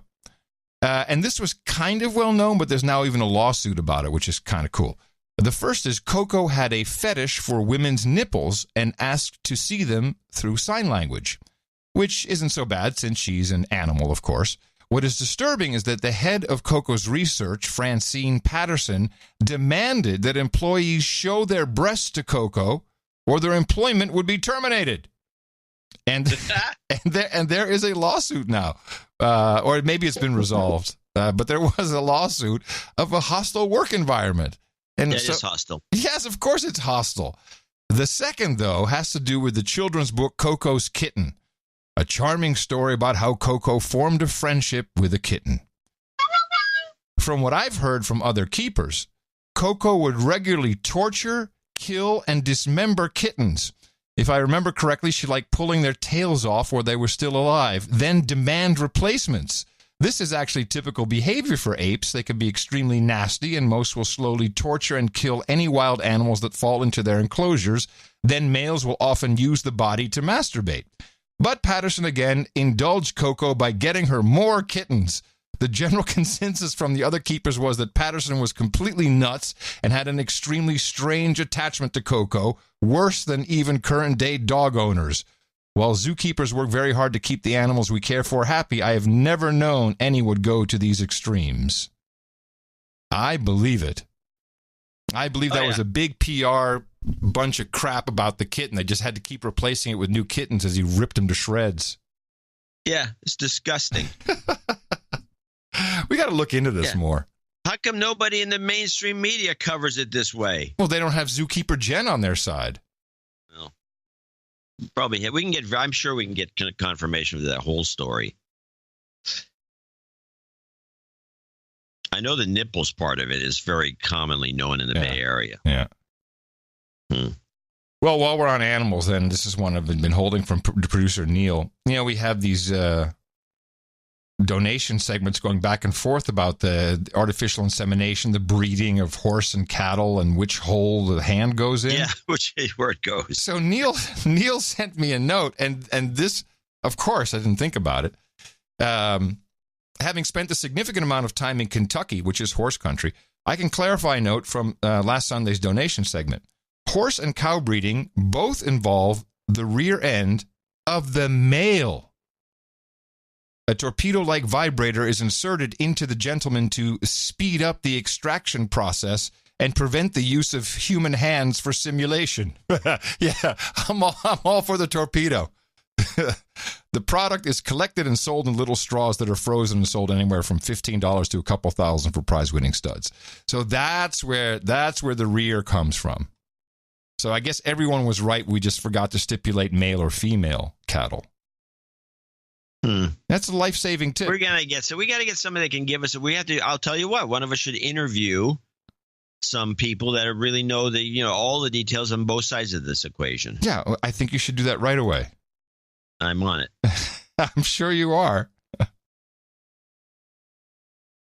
We have I got some racist stuff. I just got some pure racist stuff. Oh, before you go to racist, let's play. I want to get this one out of the way. We got a gas tax in California that was implemented just unilaterally by the state so they could. What, just recently they implemented a new one? Well, this is the one that's a few months back, but it was our gas price is $1 above everybody in the whole country. Yeah. Despite the fact that we actually produce oil. And it's already expensive. It's gotten very expensive here, like $3 now. $4 a gallon here. Yeah, what we're is it there? $2.99. Yeah. Oh, so expensive. So let's just hear a little background on it. Then I got the follow-up clip, which is kind of like, to me, it says, but there are all these Democrats. Democrats run the state, and they're all for the tax. So let's play it. There are people, millions all across this state, that have moved farther and farther away from their place of work in order to be able to get a house they can afford. And then the legislature slaps them with this gas tax. John Cox, Republican candidate for governor, says he had no problem getting 1 million signatures to put a repeal of the gas tax on the November ballot. We had people chasing the signatures gatherers to sign this. It's usually the other way around, right? The governor's budget this year spends $5 billion from the gas tax, but the total state budget shows a $16 billion surplus. If they've got such a big surplus, why are they collecting this gas tax? Proponents of the tax say that transportation projects are big, long-term investments, and they need a consistent funding stream. There's a boom and bust budget cycle in the legislature that's been true for many, many years. We cannot afford to return to that. It will threaten the ability to move forward on these transportation projects. Governor Jerry Brown has vowed to fight the repeal. Brown has $15 million in a political bank account, and he could spend it in a campaign against the repeal. Where did Jerry Brown get this war chest? He got it from the same contributors and donors and contractors who, of course, he's benefiting with his train to nowhere, his white elephant in the Central Valley. Today, supporters of the gas tax said it's already paying for thousands of projects. This proposition will eliminate more than 5,000 projects that are already good transportation projects that are already in the pipeline. A USC LA Times poll last month found that 51% of Californians want a repeal. 38% want to keep the gas tax. And gas tax supporters today said that the public just doesn't understand the benefits of the tax. We are confident that the voters will reject this proposition. What happened to climate change? It's passing for sure. But let's climate change didn't get into this conversation. But so let's play the gas in this next clip. we get to hear about 3 of the fabulous gas tax projects.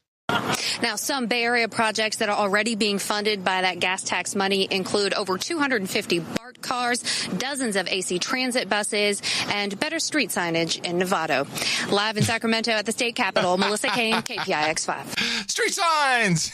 So we're getting better street signs in Novato. So the entire state is paying more in gasoline taxes. So Novato, a ritzy town, is a fancy town in Marin County. Oh, there you go. Big Democrat enclave. They have their own damn money. They're getting signs, and then the BART cars and Muni cars, they get their own budgets. They don't need gas tax money to buy upgrades. This is a classic scam, and this goes on everywhere in the country. Yeah. Well, we don't have it here. Not like that. Yet.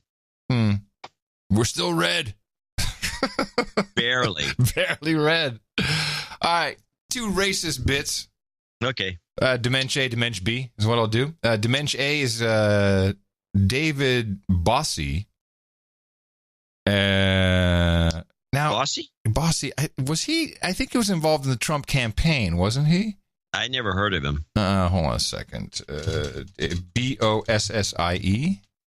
Don't know him. I'm pretty sure he was involved with the Trump campaign. Let me just see if there's no wiki. Yes, here it is. here's the Wikipedia. David Bossie. Born November 1, 1965, David Norman Bossie is a racist American political activist. Well, I got the right guy then, I guess. That's a nice Wikipedia entry. Yeah. Holy shit. Anyway, here he is. Not biased. No, he's on with Joel Payne, who is black, and that's important in context of this clip. Is Bossie black? No, Bossie's white. White, okay. And Payne is black. Michael Hayden posted a picture of Auschwitz. Donnie Deutsch is talking. That liberal Michael Hayden. Yeah, that screaming liberal Michael Hayden. You're out of your cotton-picking mind. Cotton-picking mind? Brother, let me tell you something. Let me tell you something. I just love that. How dumb do you have to be to say to a black man, you're out of your cotton-picking mind? I mean, how stupid are you? Then, I mean, I'm flabbergasted by this. I got some relatives. This is ridiculous. Okay. And I'm not going to allow you to attack me like that on TV. I'm not out of my cotton picking mind. You're out of your mind. You're out of your mind. He said you're out of your mind. Gentlemen, we're going to leave it right there. This is ridiculous. Okay. This is what's gone on in America. No. This is what we're about. No, dude. You blew it. You really did. So that's kind of the blatant racism. I mean, and it's really tone deaf, colorblind. I mean, no legs, no arms. You're an idiot. And I guess he deserves that Wikipedia entry. But much more subtle and interestingly cheered on by the crowd was Seth Rogen, who was on Colbert.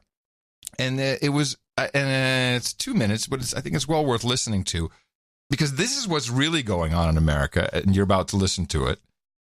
He was invited by Mitt Romney to speak at some conference, which I think was all for Alzheimer's or for mental health. And Rogan has an Alzheimer's charity, so he went and he spoke. And, of course, he met a lot of Republicans there. And he talked specifically about one encounter, and I'll tell you right away, it's Paul Ryan, who is, now he's on his way out, but is he the speaker still? Is he the Speaker of the House? He's the... Oh, yeah. He's the big boss man. Is he in charge of the Republican Party? What exactly? He's just the Speaker of the House. He's in charge of the Republican people in the So he has House. Power. He has power. Yeah, he's a powerful guy. Okay, so there's 2 parts to this. There's a very abnormal hatred, but also the racism is just befuddling. I was put into a bit of a pickle wherein at one point 2 very young white teenage men, think how white they were if I noticed how white they were. Because I'm white. So, yeah, I'm Canadian. Yeah. We're the whitest people. And now, what is this about? Just explain to me what this is about. Just this. Why is that relevant? Is he trying to, I mean, it's all virtue signaling, but is he trying to say, I was at this Republican thing and they were all white people, and so they were so white they were probably really racist? Well, he's thinking along the lines that only a black man can make jokes about black people. And so he's saying this is okay for me to say because I'm white. So I can make jokes about white people. I mean, it's convoluted. But what's the joke? It's not. There's no joke. Well, he turns it into a he's joke. talking about his observations to come. He's preconditioning the audience for his material and making it clear to everyone that he's white. I don't know why. It's obvious he is. But he's self-consciously white. He's woke. Think how white they were if I noticed how white they were. Because I'm white. So, yeah, I'm Canadian. Yeah. We're the whitest people. And so they asked to take a picture with me. They're maybe like 16, 17. And fans. Very nice fans. Clearly fans of mine. And then they said, our dad wants to meet you. And I turned around, and Paul Ryan was walking towards me. Oh, okay. Oh, listen to the audience. Oh, my God. A creature from the Black Lagoon. Paul Ryan. And Paul Ryan was walking towards me. Oh, okay. How'd that go? Well, I didn't. My whole body puckered, as it were. I tensed up. And I didn't know what to do. And he came over, just grabbed my hand, and I'm shaking his hand. I don't know what to do. And he said, can I have a picture with you? And I look over, and his kids are standing right there, expectantly, clearly fans of mine. And I said, no way, man.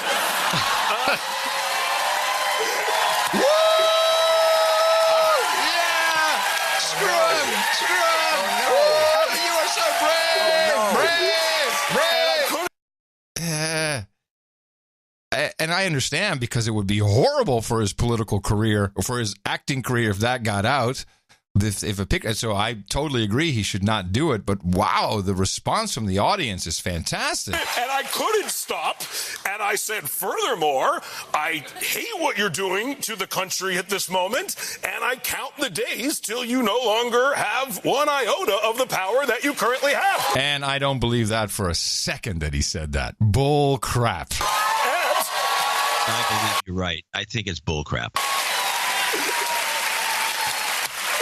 In fact, stop. In fact, I'll bet you, the most logical thing to do in that situation, unless he has absolutely zero grace and he's a total asshole, which doesn't, it's possible. But what you do in that situation, you explain why you don't want the picture taken, and it would be accepted. No, he doubled down. Pretty much the he's same brave. way Sarah Sanders left a restaurant. She heard what the woman had to say. She said, okay, I'm out of here. And I look over at his kids are still standing right there. And I feel very conflicted about this at this moment. Because it's not their fault. It's not their fault, but at the same time, they should probably learn that if they like a movie or song, the person who made that probably doesn't like their dad that much. Virtue signal much? Unless they were watching like Roseanne reruns or something like that, then maybe. But in that instance, so I felt very, honestly, I don't know how I feel about it. I'm glad I didn't take a picture with Paul Ryan. My hand I touched him, so I don't know how I feel about that. Yes. But, and I don't know, his kids seem lovely and very Caucasian. And that is mostly my takeaway from the thing. So that was the big payoff, is you get to do a Caucasian bit at the end? So what was the whiteness about? By the way, if he had his act together, he would have said, I won't take a picture with you because it would hurt my career, to be honest about. But I have a picture. You can take a picture of me with your kids. Yeah.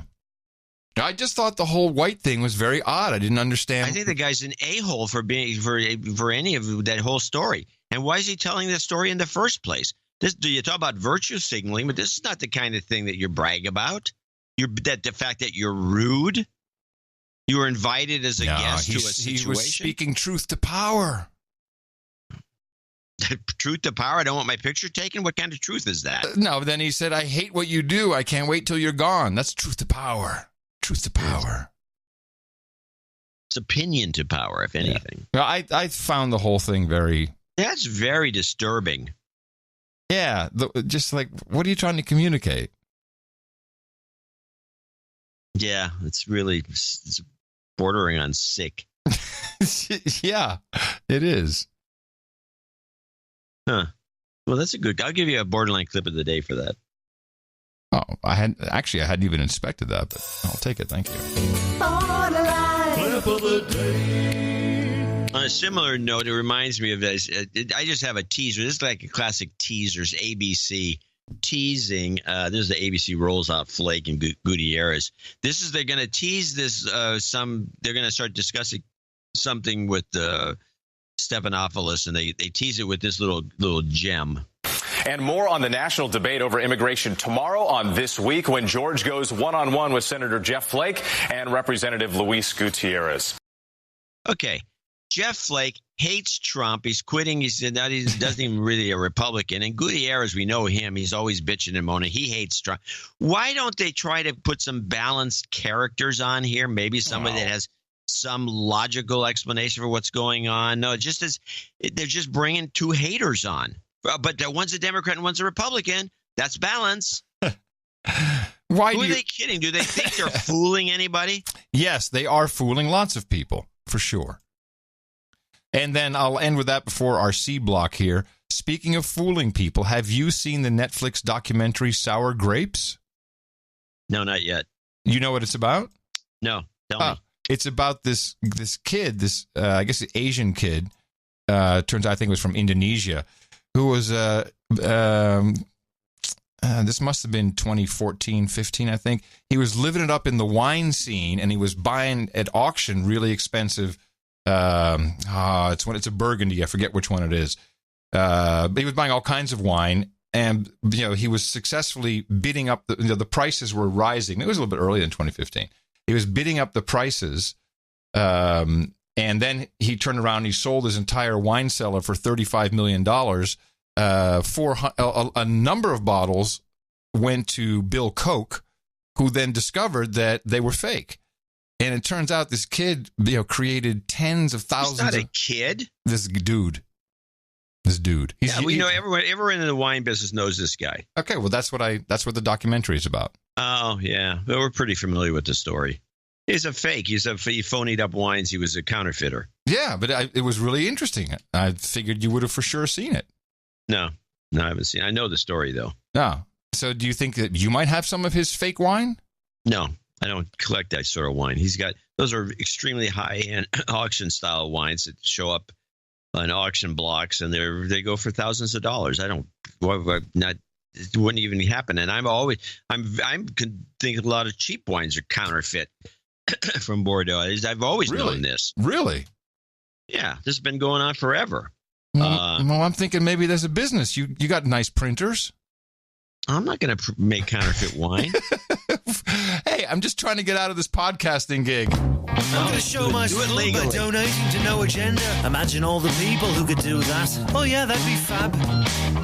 Yeah, on No Agenda in the morning. And we do have a few people to thank for show 1045. 1045, starting with Anonymous in Portland, Oregon, who comes in with $150. This list is actually probably not that much longer than the executive producer list. I do want to read this letter. You guys are awesome. I work in information security at an electric company in Portland, so I need all the sanity possible, as diversity and inclusion doesn't seem to involve me. I would send more, but I don't make much. Anyway.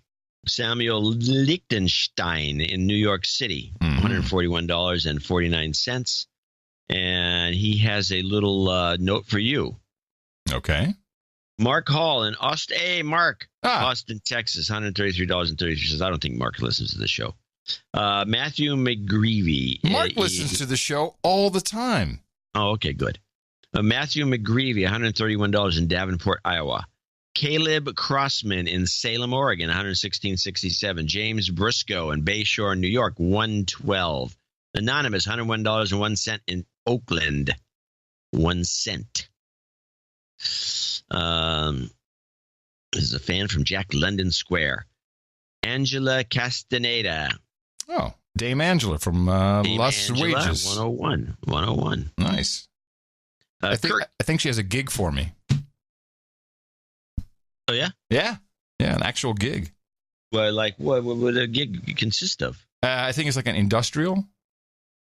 A speech or a video? Video. You going to do a video? Yeah. Oh, cool. Yeah, think about Vegas. Vegas, dude. They're going to put me there. Come to Vegas. Yeah, that's, boy, airlines are just chock-a-block booked up now. Kurt, $100. Kurt from Illinois, to be honest about it. Ian Field, or Ian, as I like to call him. Well, he's from GB, so it could be. Ian. Melchior von der Decken. Melchior. Is that right? Melchior von der Decken from the Czech Republic. It is in the Czech Republic. Nice. Thank you, Melchior. Just hope all the douchebags step up their game. Thanks, Mel. Sir Craig Porter. And he, by the way, he came in at 8008, which is... Boob. Sir Craig Porter came in at boob. Here's a boob for you, he says. Hope this helps you through the summer doldrums. Sir Herb Lamb, same thing, 8008. Baron Craig Kuttner in Norwalk, Connecticut, 73s. Call sign somewhere. Peter Kammerer in St. Louis, Missouri, 6969. Richard Chow, 6969, parts unknown. Pete Tangney, 6969 in Plymouth, Massachusetts. Baron Mark Tanner, 6666 in Whittier. He's got some code going on I haven't figured out yet. Dave Fugazotto, 6065, which he says is small boobs. Huh. I guess the 5 would be an S for boobs, and they're very close set. Yeah. Wesley Stewart, 6009. And with some jobs karma at the end. The show for my broke-ass millennial son, Mike. William Alston, Bothell, Washington, 6006. And he needs some finding apartment karma. We'll put that at the end, too. Anthony Rodriguez in Faber, Virginia, 6006. Bert Bertens in Best, Netherlands. Is it pronounced Best? Best, yep. It's called Best. Just as the best. Better be best. Adam Ward, 5533 in the UK. Stephen Smith, 5510. Double Dickers on the dime. Sir Carl Hebberger in Rochester, New York, 5510.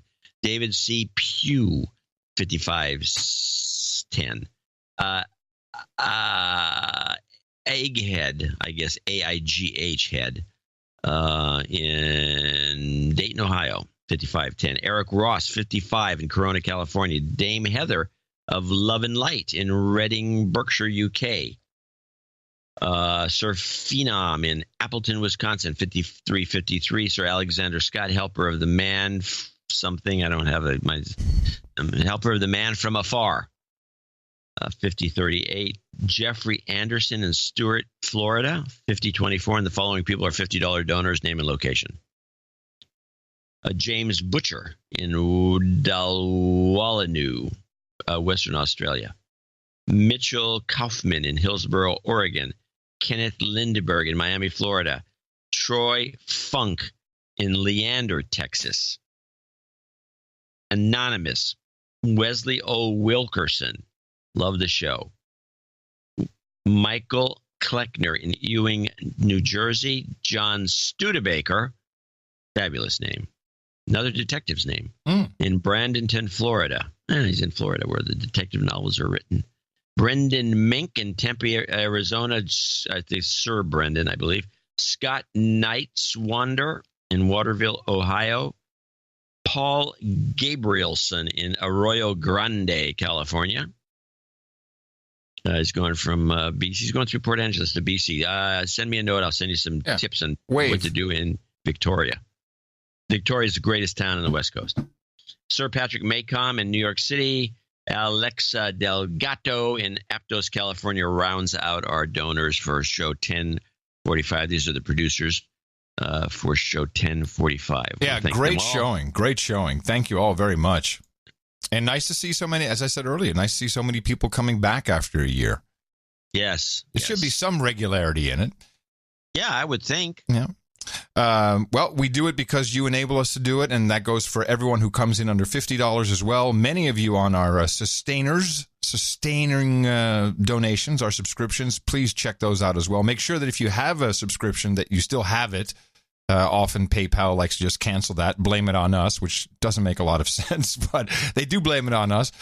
Check that. And remember, we have another show coming up on Thursday. You will remember that at Dvorak.org/NA. And the jobs Karma has requested. Jobs, jobs, jobs, and jobs. Let's vote for jobs.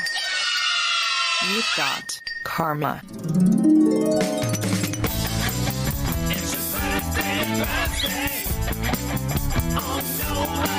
All right, we got a list of birthdays for today. It is the 24th of June, in the year of our Lord 2018. We say, Steve Chester says happy birthday to Sharon. She turns 47 today.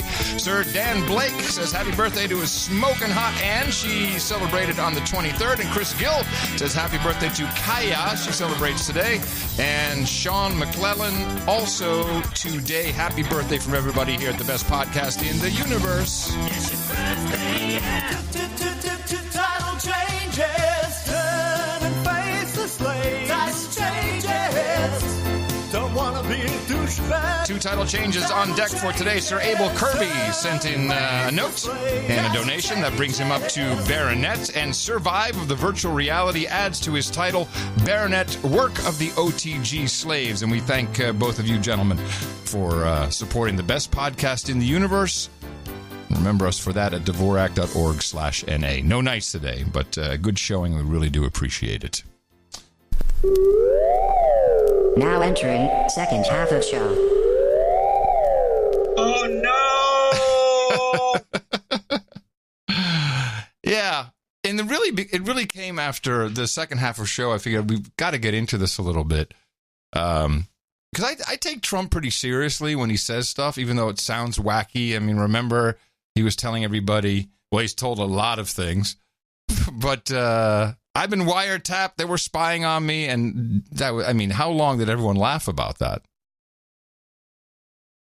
I mean, months. Long time, yes. Months. And it turns out it was true. You know, they were spying on him. I'm sorry, using confidential informants, and there were wiretaps. But even that notion seemed completely impossible. So when he comes out with Space Force, you know, and I went back. I just wanted to listen to a couple of the clips where he's talking about the Space Force, but really came from Tina, who, you know, as I'd mentioned earlier, she's pretty convinced now at this point we're all looking around, squirrel left, squirrel right, and all of a sudden the aliens are going to show up. And I think she has a reasonable level of belief that could happen. And we're seeing more and more stories. It's cyclical. It goes, you know, starts with the Disclosure Project, and YouTube is filled with stuff. But this Space Force thing, I also got a note from one of our producers, which kind of spurred me on to look at this. Ahoy! I'm hearing folks getting rattled up about Space Force remarks. I did want to share a couple of things. Space Force. Space Force. In 2001, I enlisted in the U.S. Air Force. During morning physical training routines, the training instructors, the TIs, the Army equivalent of a drill instructor, would yell, "Air power!" At which point the entire squadron would reply, "Space power, AEF!" And AEF is Aerospace Expeditionary Forces, a component of the Air and Space Expeditionary Force deployment scope. This wasn't a one-time cadence. This was something we would get repeated countless numbers of times daily. It was ingrained from the start for all airmen, at least those of us in the 320th and 322nd training squadrons at the time. You sure he just wasn't an extra in the Starship Troopers movie?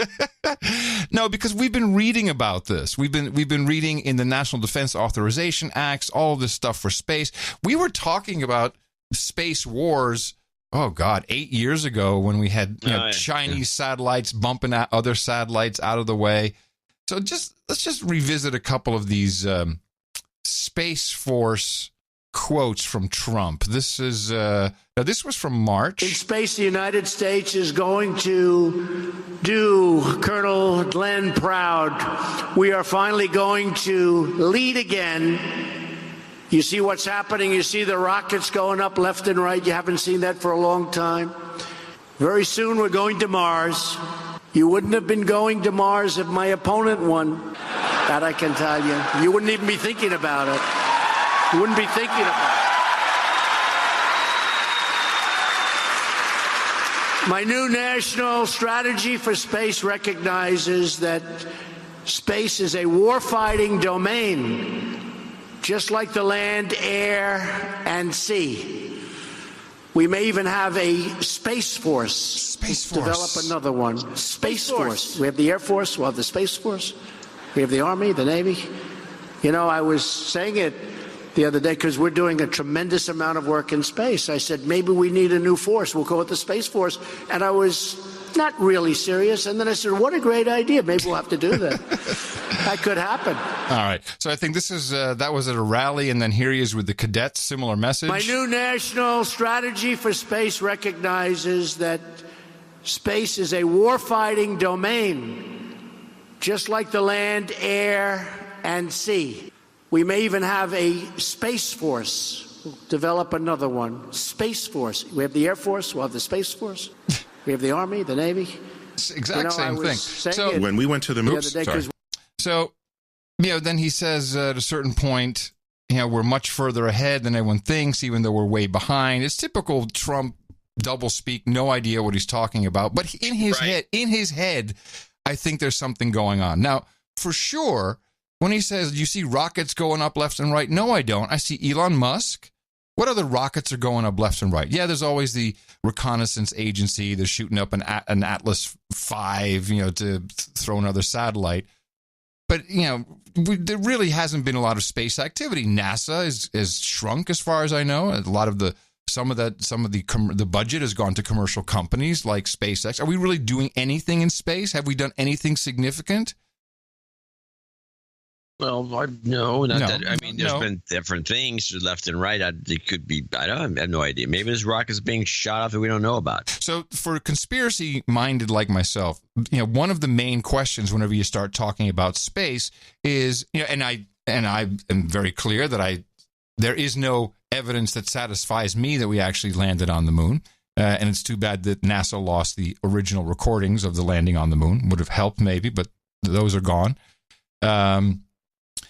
But why haven't we gone back to the moon since what was the last 76? Was that the last moon landing?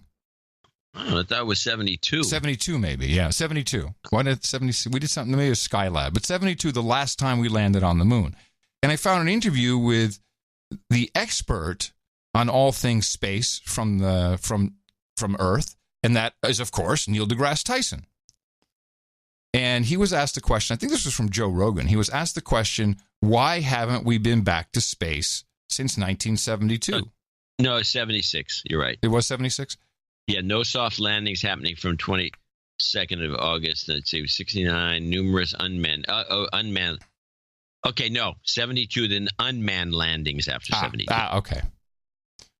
But the question remains, I'm not expecting you to know the absolute answer, but it begs questioning, why have we not returned to the moon since 1972? What do you think? What do I think if I was going to speculate on and understand? No, if you were Neil deGrasse Tyson, you're going to give a definitive answer. Oh, okay. If I was Neil deGrasse Tyson, I'd say the moon turns out to be an artificial satellite that's hollow, which is why there's no deep holes in it from strikes from asteroids. And we're worried about we've apparently got people inside controlling it, and so we've got done it. We don't want to mess that up. Are you just mocking me now?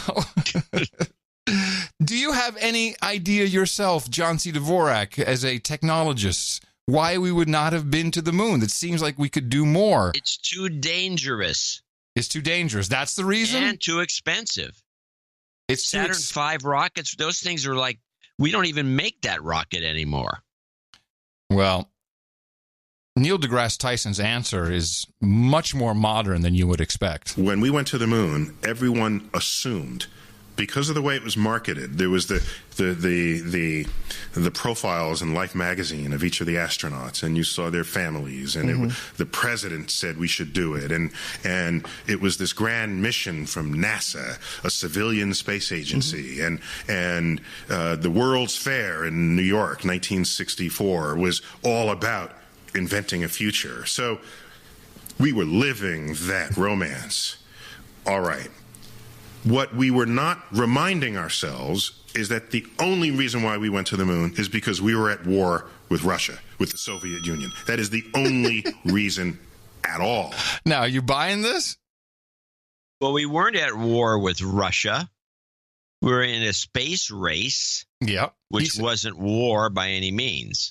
If you don't carry that motivation with you, and you're only thinking that this is simply the next technological thing to do, that when we learn that Russia's not going to the moon, therefore we have no reason to continue, and we stop, you then you cry foul and you say, well, wait a minute, how about the future? How about Mars? And how about the rest of that? Well, the rest of that was not ever in the plan unless Mars had planned to, unless Russia had planned to do it. And so it was not a natural flow of what our technology would have done because it didn't flow out of our economic creativity. It came out of our urge to not die. And so when you have that scenario, of course we didn't go past the moon after 1972. We were no longer competing with Russia to do that. In fact, most of what we did in space was reactive to Russia. We were not the first in space. Russia was. We weren't the first to send a life form into space. Russia was. Russia sent a dog. We weren't the first humans in space. Russians were. Russians even put the first black person in space. It was a Cuban cosmonaut. The achievements in space. What we did, we got to the moon first, and then we said we win. And so we have repainted that era in our memory as we are the pioneers, and we did it because we explore. No, we did it because that's a nice after-the-fact window dressing you can put on that achievement, but we did it because we were at war. There's no... Once you understand that, it allows you to understand why we stopped. Oh, understand? That's some psyops right there that he just put down. Once you understand it was about Russia. So it's about Russia. Well, hold on a second. It doesn't even make any sense. Let's just go through the history of it. Why would you stop in 1972? Because apparently we were still at war. We stayed at war with Russia until the wall fell, which is during the George H.W. Bush administration. 88. Yeah, 88, 89, yeah. So what happened in all those years in between? Because it's bull crap, John. But it's not that we can't do it. The more I look at it, and by the way, the Air Force has had a space command for a long time. But now, and I'm just going to say it makes nothing but sense now that we once again are at war with Russia. I guess Russia is doing stuff, so we have to have our Space Force. But in this case, it's not going to be a part of anything. It's going to be equal but separate. So it will be as equal as the Air Force, as the Navy, but completely separate. How about this? The Russians in 1972, after going to the moon a number of times, and the Russians and the Americans together discovered that these aliens, which Tina thinks is going to attack any minute, were out to get us. And we joined forces with the Russians to set up various phony baloney operations that looked like it was against each other, but it was all targeting the Russians, hence blowing up some of the biggest nuclear weapons in the atmosphere up in the ionosphere to just close their portals. And that's the reason we stopped going to the moon, because we don't need to. And in fact, it was dangerous because they're already made bases up there. But see, yes. And it goes beyond bases. Yes, it goes beyond bases, and I think I can back it up to some degree. First of all, I think that we didn't stop. Do you remember that kid who got arrested and then extradited for breaking into a Department of Defense computer, and he published stuff that he had found? Gary McKinnon. He hacked into U.S. Space Command computers. They got thrown in jail forever. Yes, and he had non-terrestrial officers. They found documents about fleet-to-fleet transfers. And here it comes, and I want our producers to be on the lookout for Solar Warden. The theory goes, and it goes quite deep, and I'm following this thread because it's pretty interesting to me, is that in this late 70s, mid 70s, for the general public, we said, yeah, we're stopping, but that's actually where we were breaking through, and we have a space force. We've had a space force as a part of Solar Warden. You're saying perhaps that these secret defense or these NSA, some of these phony baloney missions, they have this big payload sitting on top of these rockets, and they can't say what it is because it's a spy satellite or whatever. It's actually potentially another mission to the moon. They're just no. It's way beyond the moon. Beyond. No, so our solar system is protected by Solar Warden, and we allow certain alien races to go through and certain not, and that's what the Solar Warden is about. Let me just put it to you this way: what is our budget this year for the military? $700 billion. It seems like a lot. Where is it going? Do you see $700 billion worth of shit? No. I know where it's going. And finally hit me. Once you take it out of NASA, once you understand that this is all Department of Defense, where there's already $3 trillion that can't be accounted for, where is that money going? It's not just being burned up by the Rand Corporation, a bunch of guys smoking cigars, stroking white pussies. No. It's going into space. And this really follows in, not for today, but I'm going to bring more about Solar Warden. I'm going to let you go on this. It makes some sense when you think about the fact that we're always freaked out about China and their war capabilities. And when you look at the budgets, it's like, why are we freaked out about anybody? We have a budget, a military budget, that is the combined more than the combined budget of all militaries of all nations. China, Russia, everybody put together, UK, EU, everybody. Ours is bigger. Yes. Combined. Yeah. Yeah, and it does. Yeah, you have to ask, what the hell are we spending this stuff on? But everyone's underpaid. They don't have the materiel. The planes don't work. The F-30, the strike fighter. They're always bitching because work. They're complaining a lot. That's a lot of money to just be importing poppy seeds from Afghanistan. That would kind of defeat the purpose of making money on drug trade. I'm sure there's a lot of it in there, and maybe a lot of that funds other things. Well, actually, if you think about, if I'm going to go with your argument, we have, because this budget is so enormous that the CIA, for example, is supposed to be getting a lot of money. They're not getting enough money, so they have to go sell poppies, sell heroin to the EU to keep themselves going. And thank you. This is very good. You just completed my thinking. That's why I was a little disappointed when the Federation of Planets guy, one of our donors, I thought he actually was sending it from some because I think there are organizations, and there's documented evidence of intergalactic organizations and agreements. Well, there's a lot of good YouTube videos, let's put it that way. But here's what I'm predicting. I think that this Trump Space Force thing, he is going to start letting us in on the joke. He's going to start leaking. It's going to be in his words. He's going to talk about little things. And then maybe we'll see some more videos. We'll have a little more serious reports. Boom, boom. We'll have a little more serious reports of UFO sightings. I really do think it's time that we're being prepared. If there ever was a president who could introduce the world to the truth, it would be this guy. That would be this guy. And it would work because half the people would go, "Oh, Space Force, yeah," and the other half would really think he's lost his marbles. So it would remain a question for all time, and yet the truth would be out. I'm hopeful. Space Force. But this may be the reason the intelligence agencies are so irked, or they're beside themselves, or they don't know if it's a good time, and I don't know. I would recommend. I'm not a buyer of any of this, but I like it. And I think people should definitely go read Philip Corso's book. Yeah, The Day After Roswell. Yes, that's a book that you can't even discuss any of this until you read that book. Well, I've read it. And we have a couple of producers in Utah who have worked on facilities. Oh, their stories were very believable. Very believable. Well, it's like, say, well, if this was true, somebody'd be saying something. Because you can't keep a secret that well. People are saying lots of things. Yeah. It's not as though anyone's trying to keep a secret.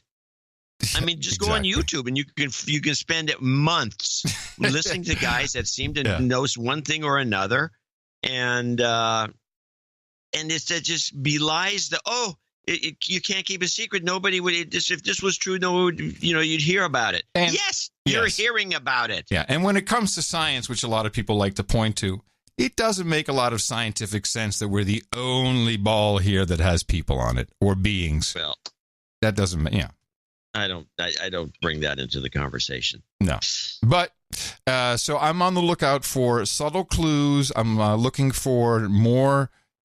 Project Bluebeam was always something that we've talked about, and that may be completely. All of this may be a big hoax. I don't know. But pretty elaborate hoax. It's very elaborate, and I'm just following the money. All this money goes to the Defense Department, and it's got to be going somewhere. And yeah, you're right. We see big rockets go up, supply chains, of course, repairs, stuff like that. But I think when we truly start to find out a bit about it, and Trump may just be irking everybody. He wants to release the information, like, I'm going to tell everybody. I hope he gets to tell something. He must know now. Now, a lot of the presidents weren't read in, according to Corso. Right. But JFK was. I thought JFK was read in. I don't know. I don't remember JFK being read in. Apparently, Reagan was read in. Well, it started with Reagan. Reagan started literally the Star Wars project. I mean, go look at the history of it. A lot of money. The Star Wars project, yes, he did. I mean, if you're going to go there. But Eisenhower was read in because he demanded to see Area 51 and everything else. Yes. So Eisenhower was read in. That means Nixon was definitely read in because Nixon's the one who supposedly drove Jackie Gleason, and you can look this anecdote up. Oh, yes. Yeah, we talked about this, yeah. Drove Jackie Gleason to the alien storage facility to show him a bunch of dead aliens, and which apparently freaked Gleason out. And then after that, it's sketchy whether anyone was read in or not. So, anyway, this is very speculative. I have my eyes open, and I think that we are going to start. No, we're going. I listen to this guy, and everything he says has some kernel of truth in it somewhere, even if distorted. It's his own truth. But this one, he's just it's out there too much. Something's happening. Something's popping. I just can feel it. Now entering second half of show. No, exiting, actually. Exiting. You're not exiting. We're back. Oh, no. Oh, no. Hey, remember when we had a clip of Steve Pieczenik saying that North Korea was just the beginning of the trifecta of agreements, and that Bashar al-Assad would also want to talk with Trump and have him at the table, and maybe even do something with North Korea because of types of stuff they have in the earth and they could exchange with each other. So I've also been, keeping track of Bashar al-Assad, who does quite a few interviews, usually with British media, but he's always pretty willing to sit down and talk to people. And here he is about Trump. And you tell me what your impression is of what he's actually saying with this. One of the main players is the United States. And Trump made his meeting in Singapore with Kim. Recently, Iran told that we will never meet with Trump because Kim is not Muslim. He doesn't understand what's going on. We'll never talk to Trump, ever. Will you, if it will be necessary, meet Trump directly or indirectly? Do you think that it's necessary for you to talk to Trump? We believe that discussing or talking or negotiating with your adversary, and any other one, of course, is productive.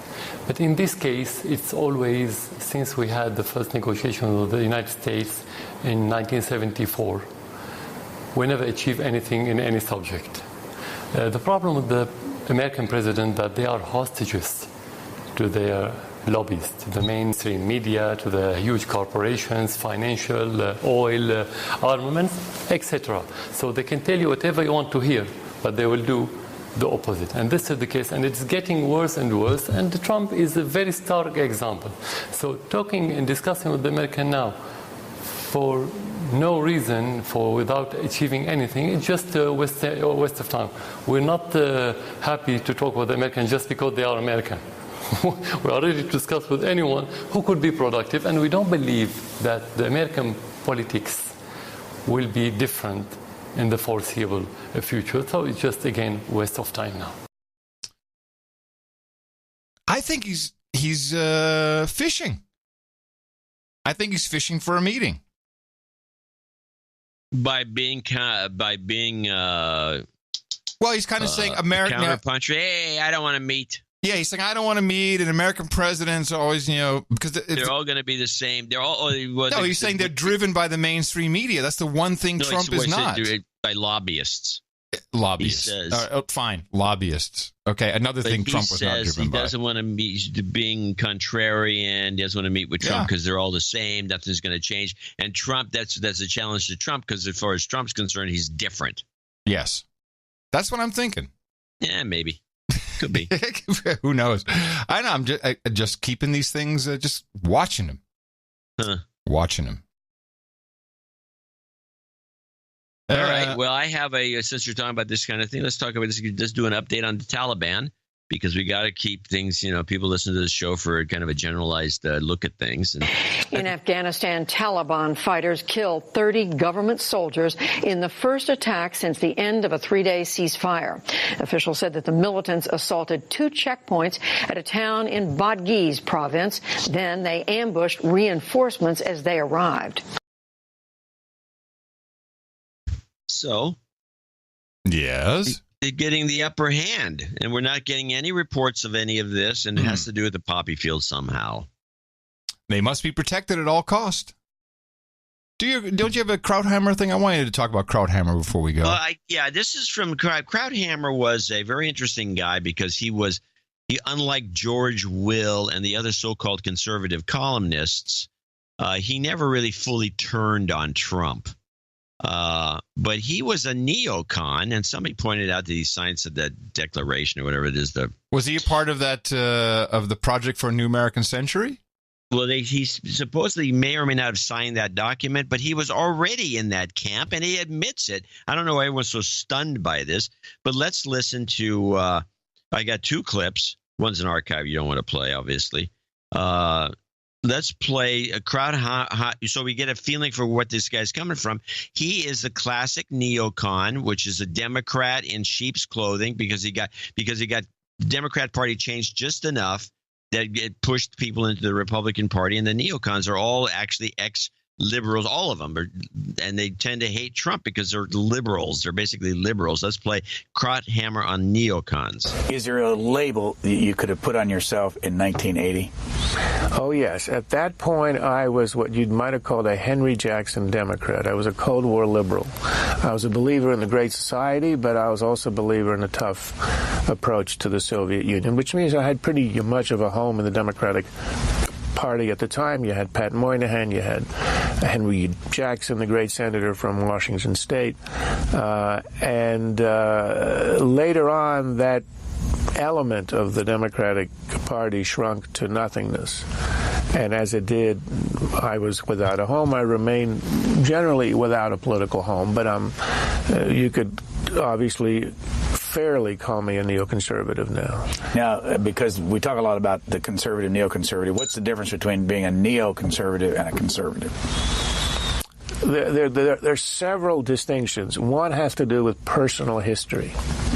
Neoconservatives generally are people who started out as liberals, and as the dean of neoconservatism, Irving Kristol, once said, was mugged by reality, and they evolve in time into conservatism. So that's number one. If you ask a neoconservative, how did you vote in 1968, a seminal year, he'd say Lyndon Johnson. If you ask a conservative, in 1964, he would say Lyndon Johnson, and a conservative would say Goldwater. So that's one distinction. The second is that because of that, neoconservatives carry over some of the idealism, if you like, and objectives of liberalism, which means they want, for instance, in foreign affairs, there is a critique by conservatives of neoconservatives, which is that neoconservatives are too utopian, Wilsonian, if you like. We want to revolutionize the world. We want to democratize the world, and the answer is yes.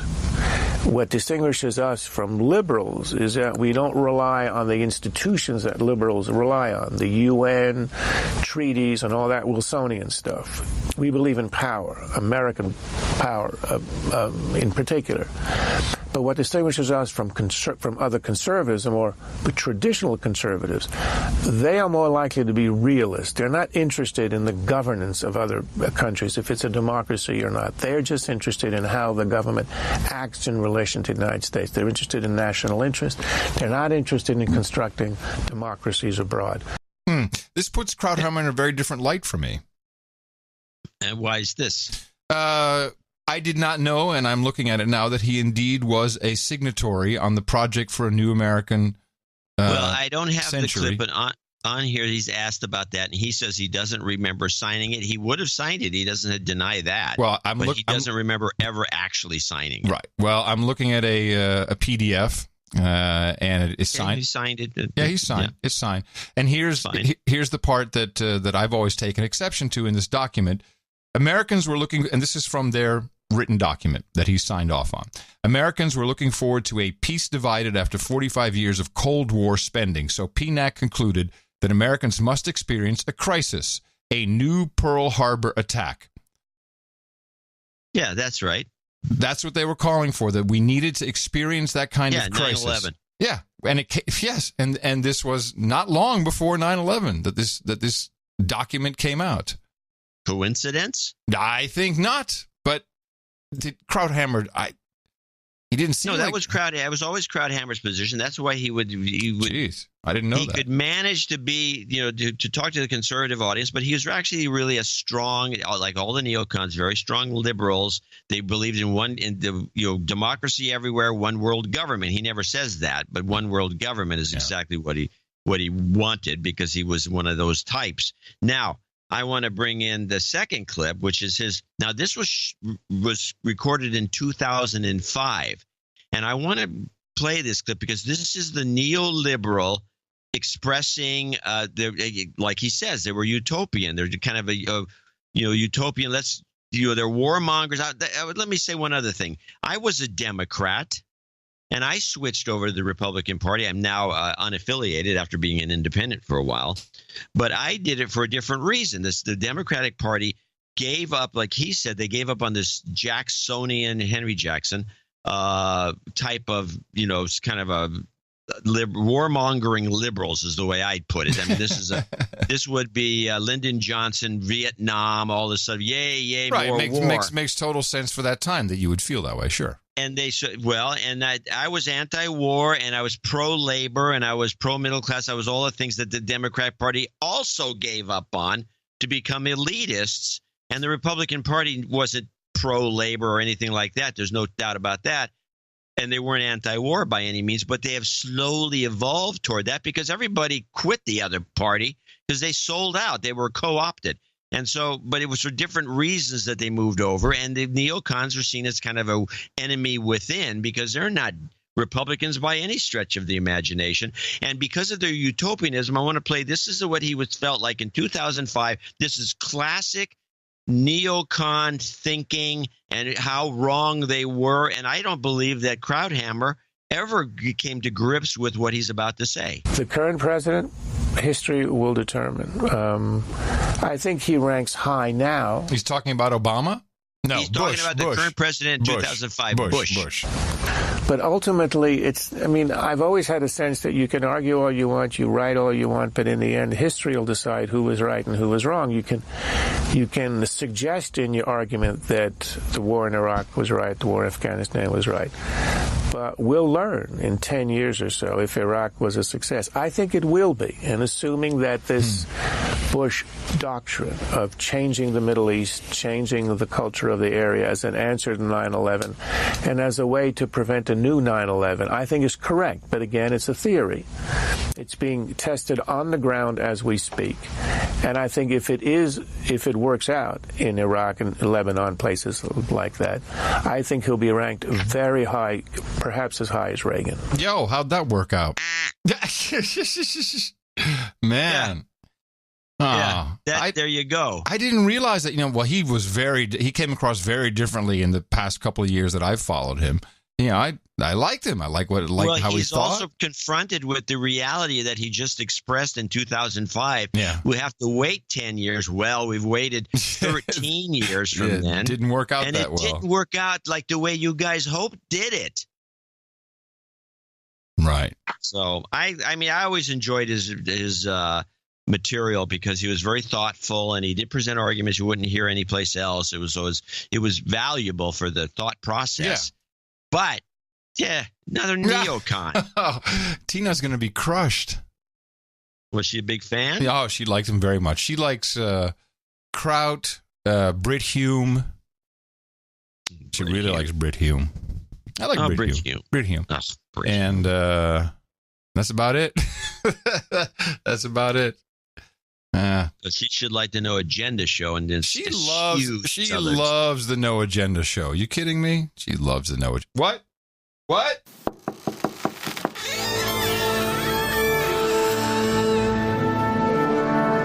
Excuse me, Adam. The symphony orchestra you ordered, it's tuned and waiting for you. Okay, perfect. That means it's time to go, John. The symphony's waiting for me. I'll bet. We got to catch a plane. Something like that. But we will return. Right. We will return. And hopefully we'll be one step closer to a Brexit World Cup. See how the UK does, if England can stay in. Yeah, you never know. We'd be hoping they go against the Mannschaft for a Brexit World Cup. That's what I'm counting on so far. But until that time on Thursday, I'll keep my eyes peeled. You do so as well, John, and all of the producers out there. It is, after all, a show day. Crazy things happen. Coming to you from downtown Austin, Texas, capital of the Drone Star State, FEMA Region 6 on the governmental maps, in the 5x9 Cludio, in the common law condo. In the morning, everybody. I'm Adam Curry. And from northern Silicon Valley, we've had a hot week, and it's clear and hot and nice, actually nice evenings up here in northern Silicon Valley. I'm John C. Dvorak. We return on Thursday right here on No Agenda. Until then, adios, mofos! I need a cab. Hey!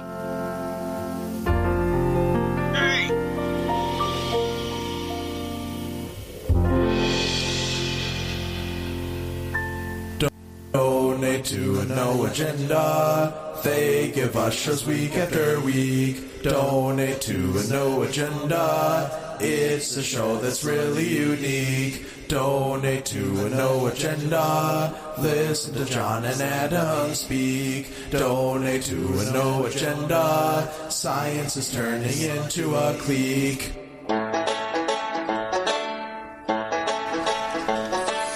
My heart, there's so many memes about Russia and what Trump is trying to hide. Conway and Spicer say things are nicer than what they're willing to confide. So many dudes think that this is just fake news. I know they're wrong, wait and see.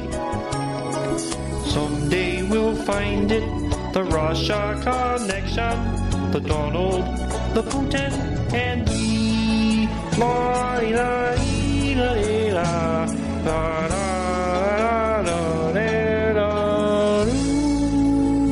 I have a really great replacement. Ladies and gentlemen, Mr. Daryl Hammond. The old people. You just watch what I do and I think you'll be blown away. Oh, yeah. We about to make you Trump. And live from New York. Only for the hardcore. Bong boom. Strictly for the headstrong. Are you ready? But I guarantee you, it's the best. I just learned yesterday. It's Saturday night. Trump, Trump, Trump, Trump, Trump, Trump, Trump, Trump, Trump, Trump, boom, boom, Trump, Trump, Trump, Trump. It's huge. Trump, Trump, Trump, Trump, Trump, Trump, Trump, Trump, Trump, Trump, Trump, Trump, Trump, Trump, Trump, huge. Trump, Trump, huge. It's Trump, Trump. It's huge. Trump, Trump, Trump, Trump. First, nobody puts me on the spot. The ratings, bong boom, are gonna be huge. Bong boom, bong boom, and boom, they're back. Bong boom. Most of you know who I am already because I'm rich and I'm handsome. Bong boom, set.